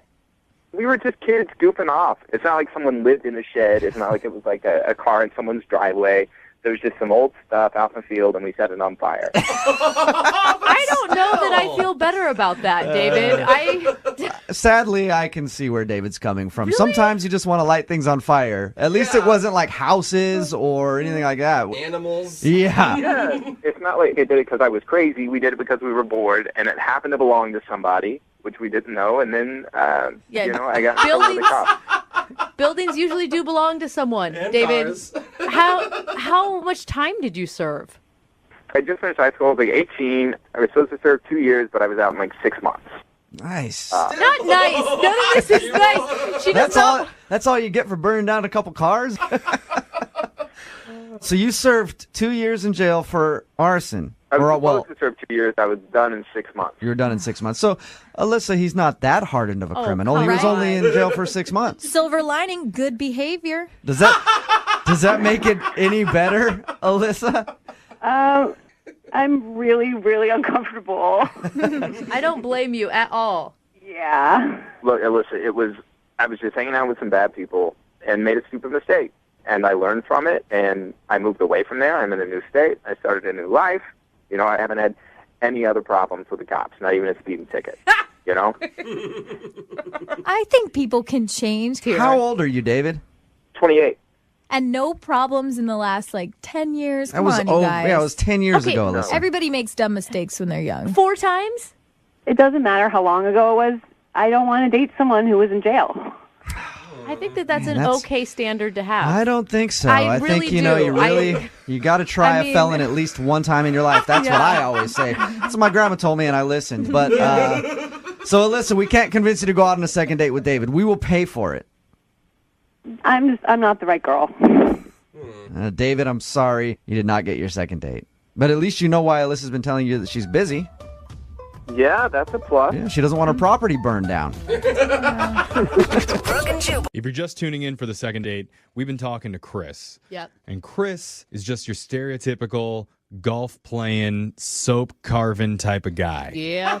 Typical. Basically, he puts the men in Dove men's care. Mm-hmm. I love that soap. I use that. Or maybe the lay in Oil of Olay. Oh, now we're getting a little. Anyway, Chris met a woman named Jill online who he described as being out of his league. Mm-hmm. Those are his words. So he's definitely nervous going into the date. Are you saying he'd have to dial it up? Oh, dial soap. There That's we a go. good one. Okay. Chris, I hope you signed up for lots of soap puns. But Don't worry, they'll all be clean. Oh, sneak attack. Brooke, back to back. maybe we shouldn't even call Jill. Let's just do soap puns all day for the next 15 minutes. I'd really like to wash this phone call away. There we go. Anyway, Chris took Jill out for a round of golf. Things went well. He even got a kiss at the end of the day, but ever since, he's not been able to get a hold of her. Yeah, and that's pretty accurate. That's good. Chris, you sound so chill, almost to where you're not even that invested in this. I can't get a read on how you're feeling about it. Yeah, I don't think I did anything wrong per se. I think maybe she's a little weirded out by the fact that I do soap sculpture, so maybe she thought I was really nerdy or something. I don't know. Yeah, but women actually like guys to nerd out on something. It doesn't matter what it is. Have an interest, have a hobby. It's really attractive. Okay, Brooke. I'm just saying. It's true. Yeah, but then you see a hot guy with muscles. He doesn't have to talk, and you're like, oh, my God. Yeah, but you don't want to date him. You just want to have a night with him. Okay. You know what I'm saying? Well, we'll send you to the mathlete convention, and we'll see how that goes. But, Chris, let's call Jill right now and find out how she really feels, okay? Yeah, definitely call her. And just so you know, she even sounds hot, so just so you know that. Oh. Wow, gosh, Yeah. so we don't get too Like what worked up? Well, I appreciate the heads up there. Yeah, seriously. Yeah, like you can tell she's hot just by listening to her. Okay, brace All right. yourselves, everyone. All right, let's get a moist towelette ready. And let's dial the numbers right now. Here we go.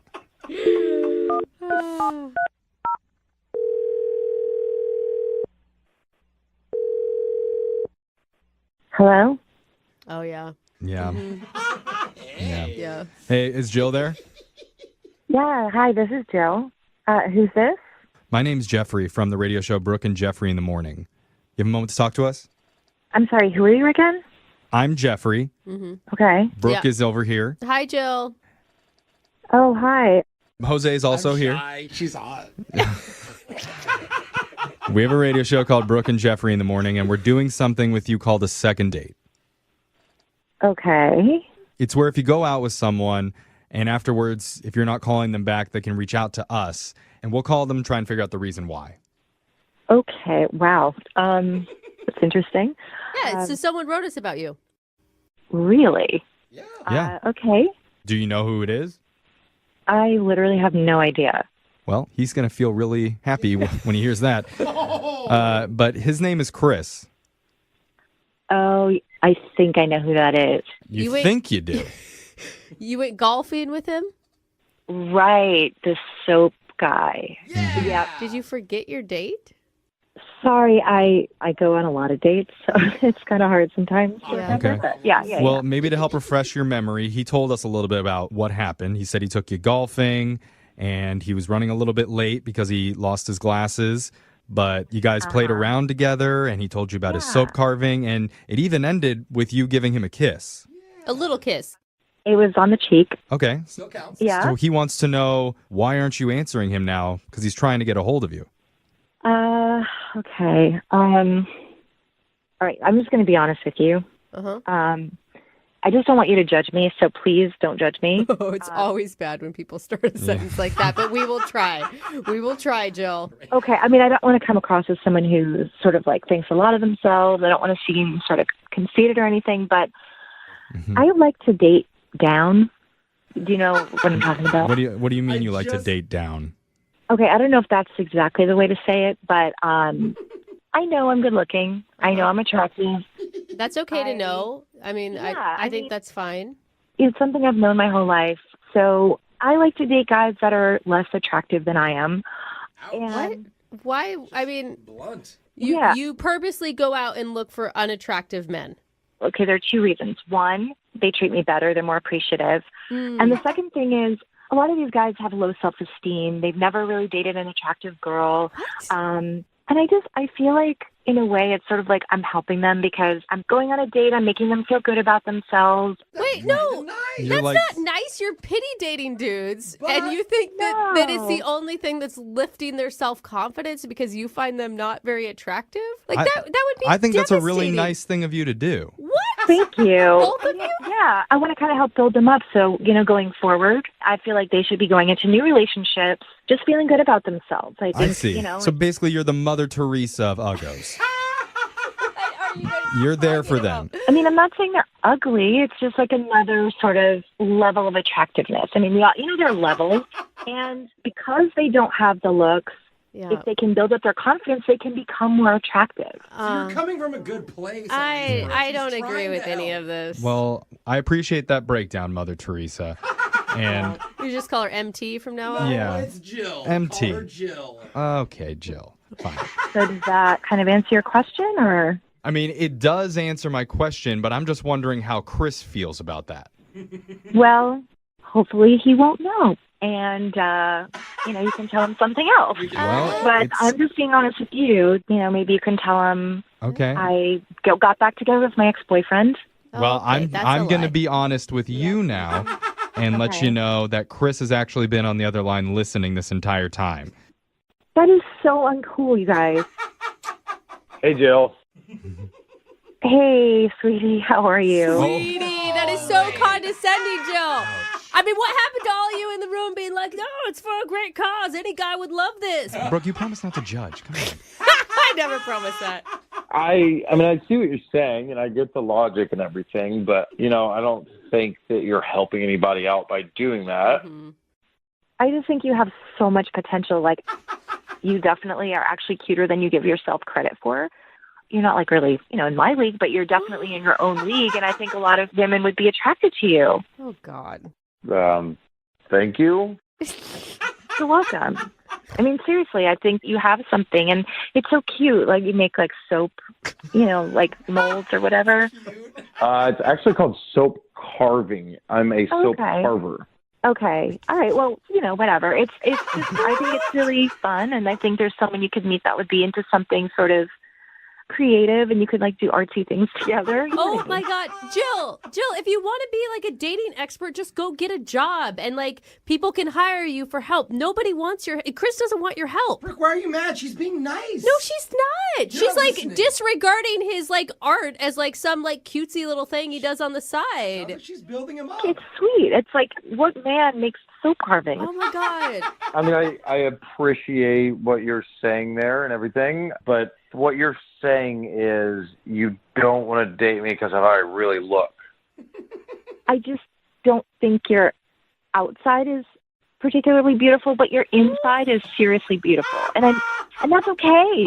Jill, I don't understand. I thought that you said that you like guys that are less attractive.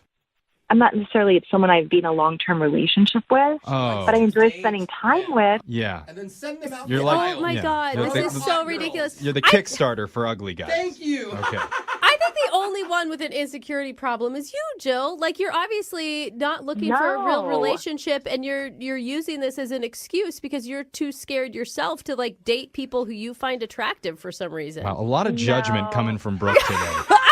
I'm on the beautiful woman. We made a pact, Brooke. No, I swear, another beautiful girl comes on the phone and the claws come out from You're not Brooke. doing it right, man. Brooke's like, you only date hot people like you. No, that's not what I'm saying Yeah, she either. is. Just I don't heard. waste anybody's time. You're wasting people's time. I've heard otherwise. I've seen guys that have gone on dates with go on to find great relationships, and Chris, did she waste your time?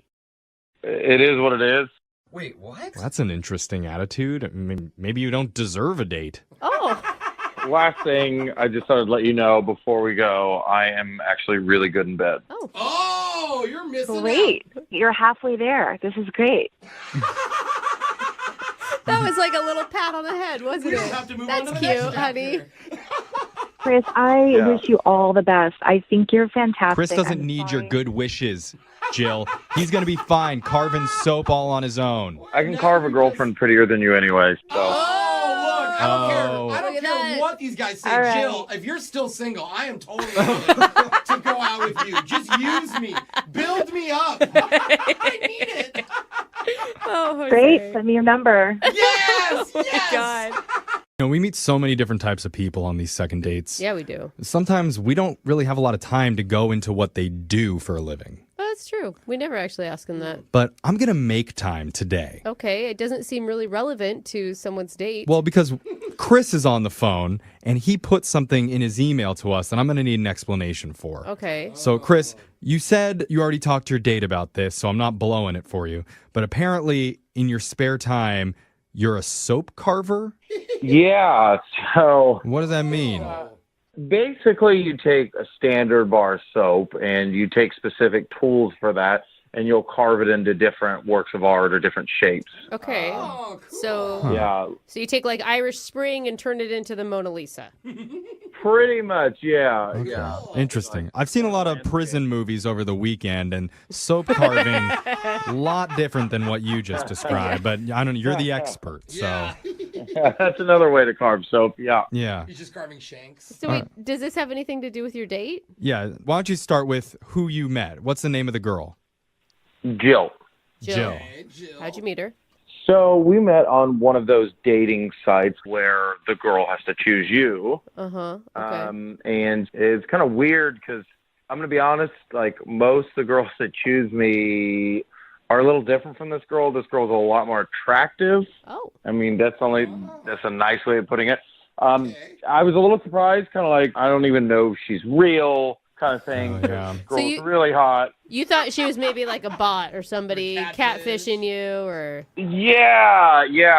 This was just kind of like, oh, okay. I had to literally look and make sure she wasn't from Russia. So, I love that we're so jaded that instead of being excited about it, you're like, Yeah, right. Yeah. Let me Yeah. message this one. This must be a mistake. Yeah. Did you mean to swipe left? I hate the internet. Yeah.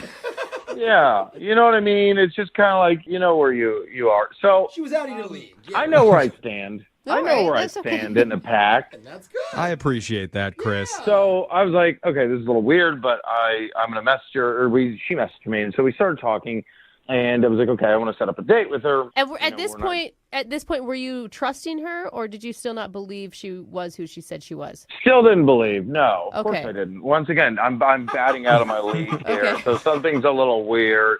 So I set up a golf date with her, something that's just, not boring, like you sit at a dinner table and stare at each other for an hour. Like, I hate that. Is this a mini golf course or a real golf course? No, this is a real golf course, like a full golf course. Oh. Yeah. At a country club? Oh, wow. Not a country club. public Oh, course. okay. So, yeah. A public golf course. Yeah. Oh, come Okay, on, Jimmy, not as Mr. exciting. Ray. That's all Let's right. hear his voice. Oh, a public golf course. Yeah. Oh, golf courses. Well, if you've ever been, you'll know there's a difference. I have been to both. And they're all good just because there's no clubhouse. I've only been to public. I've been to private too. And Just wait, Brooke. Mine's going to be blown. But sorry, Chris, keep going. What was the golf date like? So I got there and I started walking and I realized I couldn't find my glasses. So basically, I was like, whatever, I guess I just don't have them. So I went out in the parking lot and I saw her and I started waving at her and like both hands and everything, like just to make sure she saw me because we've never met and everything. And It sounds like you're signaling a plane, not actually waving at anyone. It's me. yeah, I want to make sure she saw me because my vision's a little off. So I kept waving at her. And then I got a little closer, and this girl was like, can I help you? And I was like, are you Jill? She was like, no. I was like, it was just some random lady. So it was embarrassing, super embarrassing, because I'm like, okay, great. What if Jill's in the parking lot probably seeing this? Like, look like an idiot. Went back to my car to see if I had an extra pair of glasses, and sure enough, my glasses had fallen in that little crap between the seat and the console. So Golf would have not gone well for you. Yeah. No. So got my glasses, and now I'm like 10 minutes late, and ended up meeting Jill, and sure enough, she's really hot in person. So I Oh was my like, God. this is, Wait, she actually was that hot? she's real. Yeah, she's real. What were Wow. you feeling when you saw her? To be honest, I was pretty excited all over. Oh. Oh, that's an interesting way to phrase it. Okay. Not gonna lie, my 5-iron went to a 6-iron. So Hey, we're batting 3 wood. We got now, it. I baby. know. Wow. I'm surprised you went with iron on that one, but yeah, she decided to play with me despite my handicap. So Wait, there's too many euphemisms happening. Did she notice? well, she knew I wanted to get a home run. No, yeah, I think she could tell I was a little nervous and everything Yeah. and excited. So, Okay. but anyway, we went out and we played golf and just kind of talked about our hobbies. And she asked me if I had any hobbies, and I told her I carved soap sculptures. Yeah. This is where the soap comes in. Now it makes sense. Yeah. I thought she'd be a little bit weirded out. I'm already late and I'm a little nervous, and I carved soap sculptures, so I'm like, yeah, this is probably a little different date for her. We're on a golf course, but she thought that was pretty cool. And so I really enjoyed the date, got to know her. And like when we got to the parking lot at the end, she kissed me. It was a little surprise there. And it wasn't Really? Yeah, it wasn't like a passionate kiss or a make out, but she did kiss me. dude, that's awesome. This all sounds so good. Yeah, and so basically I've been texting her and haven't heard back from her since then. She hasn't responded in any way? No, I've sent a couple texts out. It was just like, that, hey, I had a lot of fun, let's hang out again, and then nothing. And then another text that was just like, oh, hey, hope you're having a good week. Anyway, I'd like to set up time to hang out again, and didn't get anything back from that. Do you know if she's still up on the dating website? Yeah, I got back on there and noticed that she was on there, so maybe she's just playing the field. I don't know. Well, that would be weird after one date to take your entire dating profile down. Yeah. Like that's like maybe a third or fourth date type of situation. I would have done that for her. She's that hot. All right. Well, here's what we're going to do, Chris. We're going to play a song, come back. I'm going to go to the bathroom and carve some soap. But then when we come back... Please don't be a 6-iron. I don't. Do Okay, not- guys, again, get out. Let's stop. We'll come back, and then we'll call Jill and get you your second date, okay? Okay, perfect. All right, hold.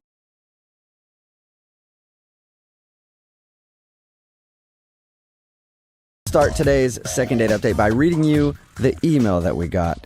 It says, Jubal, I'm emailing you because there are 3 things that you should never break. 1 is trust. Yeah. 2 is promises. Okay. And 3 is hearts. Oh. And the girl that I want to call for a second date update broke my heart, and I want to talk to her about it. So sad. Let's not waste any more time. We've got a broken heart emergency. His name is Danny. Danny, what's up? Hey guys, thanks so much for reading my email. Thank you so much for having me. You're welcome, Danny. I mean, it's pretty dramatic email, man, if you've only gone out on one date with a person. Well, I think a lot of people know that love is something that you can't wait for. It's something that you feel. It's a feeling, and I felt it with Jennifer. Whoa. Wow. Okay. Wow, we're just dropping that right out the gate. Okay. I know I can be a sappy romantic. I really do know that, but I do believe that, like, love is just something that you have to go for. And I knew that the moment I met her, that she was the one.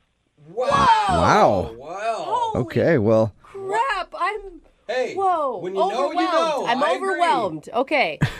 so maybe Jennifer was overwhelmed too. Well, how did she break your heart? And how's your heart doing, by the way? Is it mending at all? I'm doing okay. You know, I think that there's still hope. I think when we look back on this, we'll be like, you know, this is how we all started. You know, this is like the foundation of our relationship. Yeah, So, man, wait. you gotta keep going. What did you do on your date that made you feel like she was the one?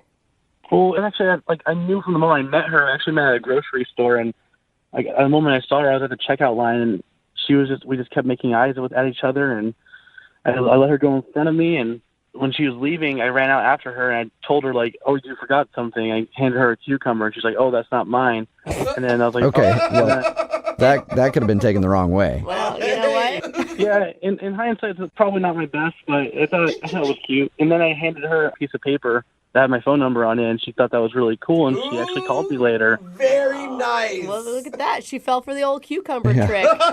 Many women do, sir. You're like, well, there's a lot more where that came from at my house. You should call me up. I got unlimited cucumbers, if that's what you're into. So she called you, and what did you guys do? Did you actually go out, or did she just break your heart over the phone? Well, we actually did go out. We went to a really nice restaurant. We had a really nice, well, I guess like it was a really nice first half of the meal because my heart was telling me I had to be brave like the Knights of the Round Table, and I just got so full of like energy, and I just like halfway through the day I got down on one knee and asked her to go out on another date. What? Whoa, on a knee though? No, why would you do that? That's a lot. God, you're ruining everything. I thought it would be really cute, and then I realized when I was in the moment, like, uh-oh, this probably looks like I'm proposing. Yeah. And it's probably really weird, but but like with love, like you have to like just go for it. I felt like I had to be brave about it, and I had to just like make a nice gesture for her. But why? All right, and did she seem okay with your proposal for another date? No, she got really quiet, and and I sat back down, and she said we can talk about this after the date. Oh. And did you? Not really. Like I'm about to say goodbye, and I didn't even get a kiss. We just hugged, and then she drove away, and I just kind of sat there watching her leave. Oh man. I'll be honest with you guys. I had tears in my eyes. Like I felt like I had really messed up, and I saw her driving away, and as I was like starting to cry, I realized like I could fix this. Like this is the story that we're going to tell our children one day. You know, like this is a story that love never quits. You have to fight for it. Like no matter what, it's worth fighting for, and we're going to fix this. We're going to fix this. All right. Danny, that's a lot. It's a lot of resolve there, sir. And have you talked to her at all since that day? We haven't talked in we haven't made conversation, but I've actually been leaving her like really cute messages and like a couple of poems and stuff like that. Oh boy. Okay, Danny, listen. I'm just going to be upfront with you. You're freaking this girl out, man. Like, I believe in love. I think love is a beautiful thing, but you don't even know her. I do know her. What? Have you ever been in love? Yeah. I knew. Yes. I've been in love. And, I had a really, amazing first meeting with my husband that later turned out to be my husband, but I just wanted to get him naked. I mean, that first meeting, there's a lot of different emotions that can be confused, right? Okay, I think you're mixing up love with one-night stands, because this is real. What I'm feeling is love. You probably haven't experienced that. This is something that's real. It's raw for me. It's something authentic. Well, we've been married for 5 years and are 2 kids deep, but whatever. All right, Danny. Well, let's not waste any more time. You said love is worth fighting for, so let's do it. Let's call her up and see if Jennifer wants to fight. That's right. I think we're both fighters ready to fight for love, guys. Let's keep it All going. right. We got this. Good attitude. Well, we'll play a song, come back, and challenge her to a fight in your second date update right after this, okay? Thank you, guys. Moving 92.5. Brooke and Jubal in the mornings. Second date update. Right in the middle of a second date update, and if you're just joining us, Danny is on the phone. Hey, guys. And there's really no recap that I could give his first date other than to play this song and say, Danny, I'm sorry, but sometimes love is just painful, you know?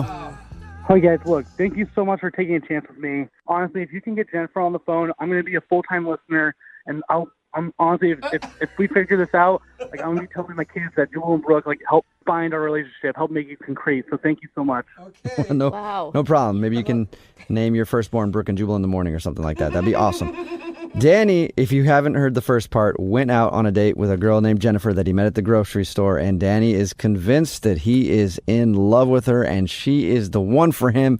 Even in the middle of their date, he got down on one knee to propose another date, not to propose marriage, but that kind of weirded her out, and then she left with just a hug, and he hasn't really talked to her since, and he's hurting right now, and our job is to help him not hurt anymore and see if we can get her to put his broken heart back together. And remember, guys, there's 3 things that you can never break. It's trust, promise, and heart. Yes, Well, you can. It just hurts. I mean, people get broken hearts all the time, Danny, unfortunately. Yeah. Yeah, but it shouldn't happen. No, I agree. Yeah. buddy. Totally. Well, we'll get her on the phone, Danny, and I really want this to work for you, but I promise you one thing. If we don't get you a second date, then you and I will get together, and I'll put you through an intensive course of how to shut off your emotions so your heart never gets hurt, okay? Because I'm good at that. Okay. Thanks. Bury them deep. All right, here we go. I'm going to dial her number and see if we can get her on the phone.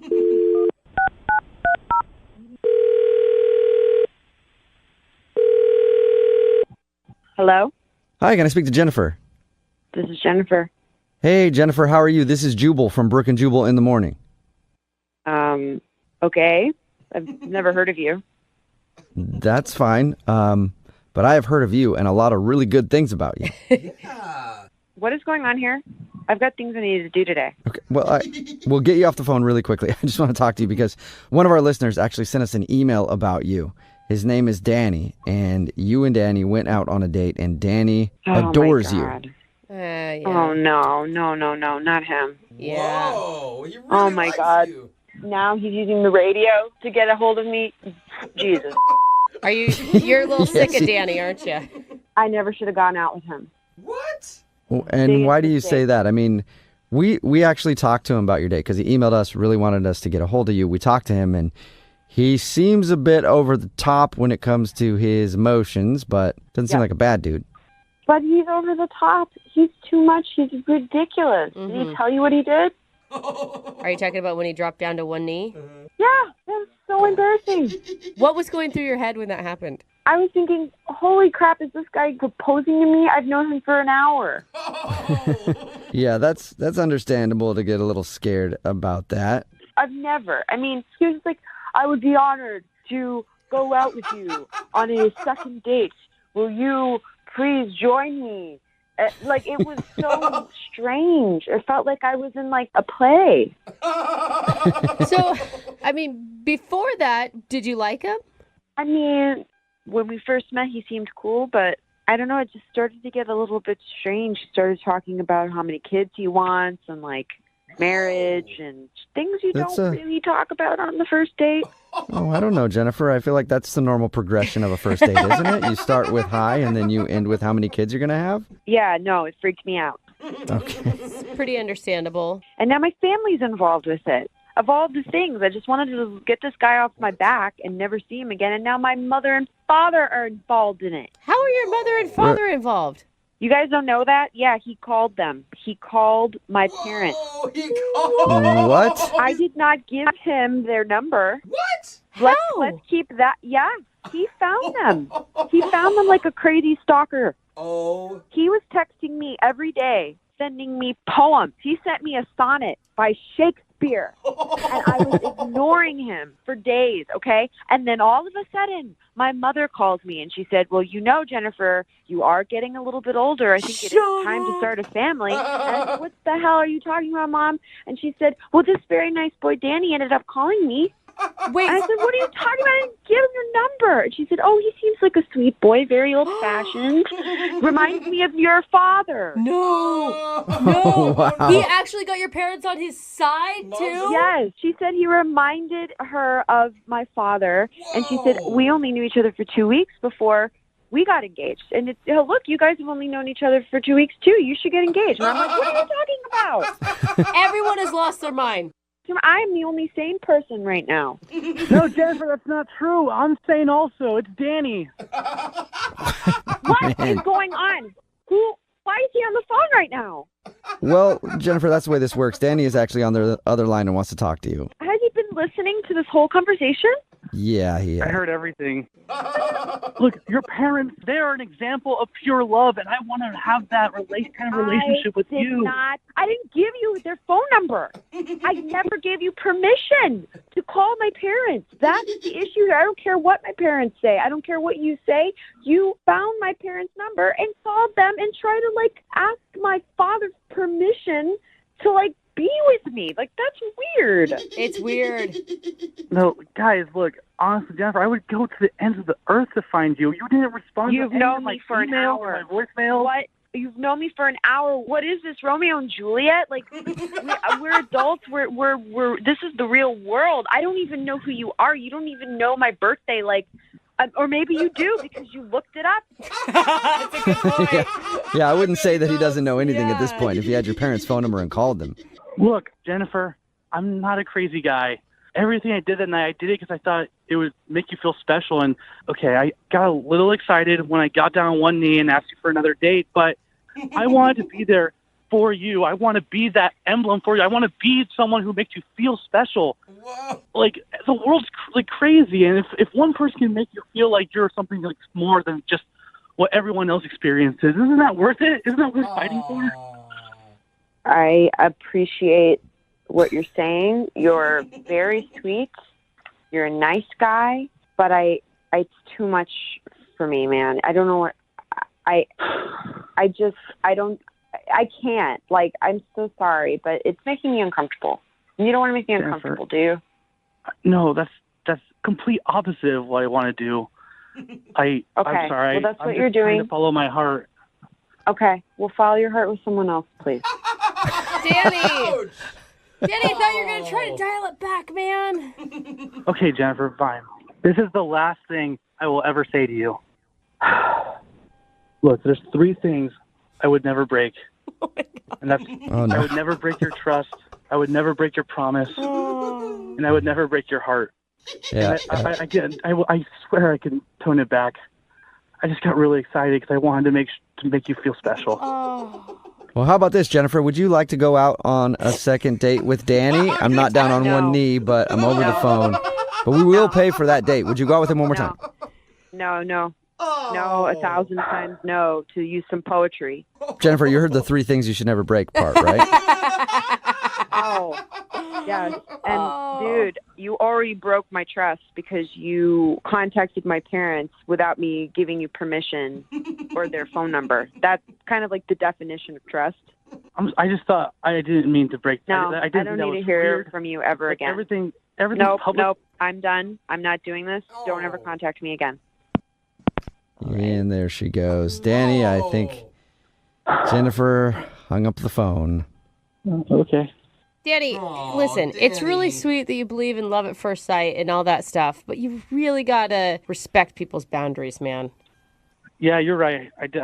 Look, maybe I just go back to the grocery store tonight and just try it again. And the universe is a crazy place, and I'm sure I'll be able to find someone. I just got to keep trying because you can't give up with love. Yeah, you just got to keep going, man. Just hang out in the frozen food section, and one day you will find that true love. Do you guys really think so? Because I'll believe it if you guys believe it. Yeah, true love is out there, man. It's waiting for you, Danny. That's really nice to hear, guys. Thanks so much. And it might not be in the frozen food section. It could also be over by the condiments or the bathroom items. I don't know where it is, but it's in the grocery store, and you will find it. Trust me, I know you will. Thank you so much. Remember how I said I would be your number one listener if you got Jennifer on the phone? Yeah. I will always be your number one listener for what you've done for me today. Awesome. You know what, Danny? A lot of people tell us that, and you're the only one I've ever fully believed. Yep. I know that you were definitely going to be there.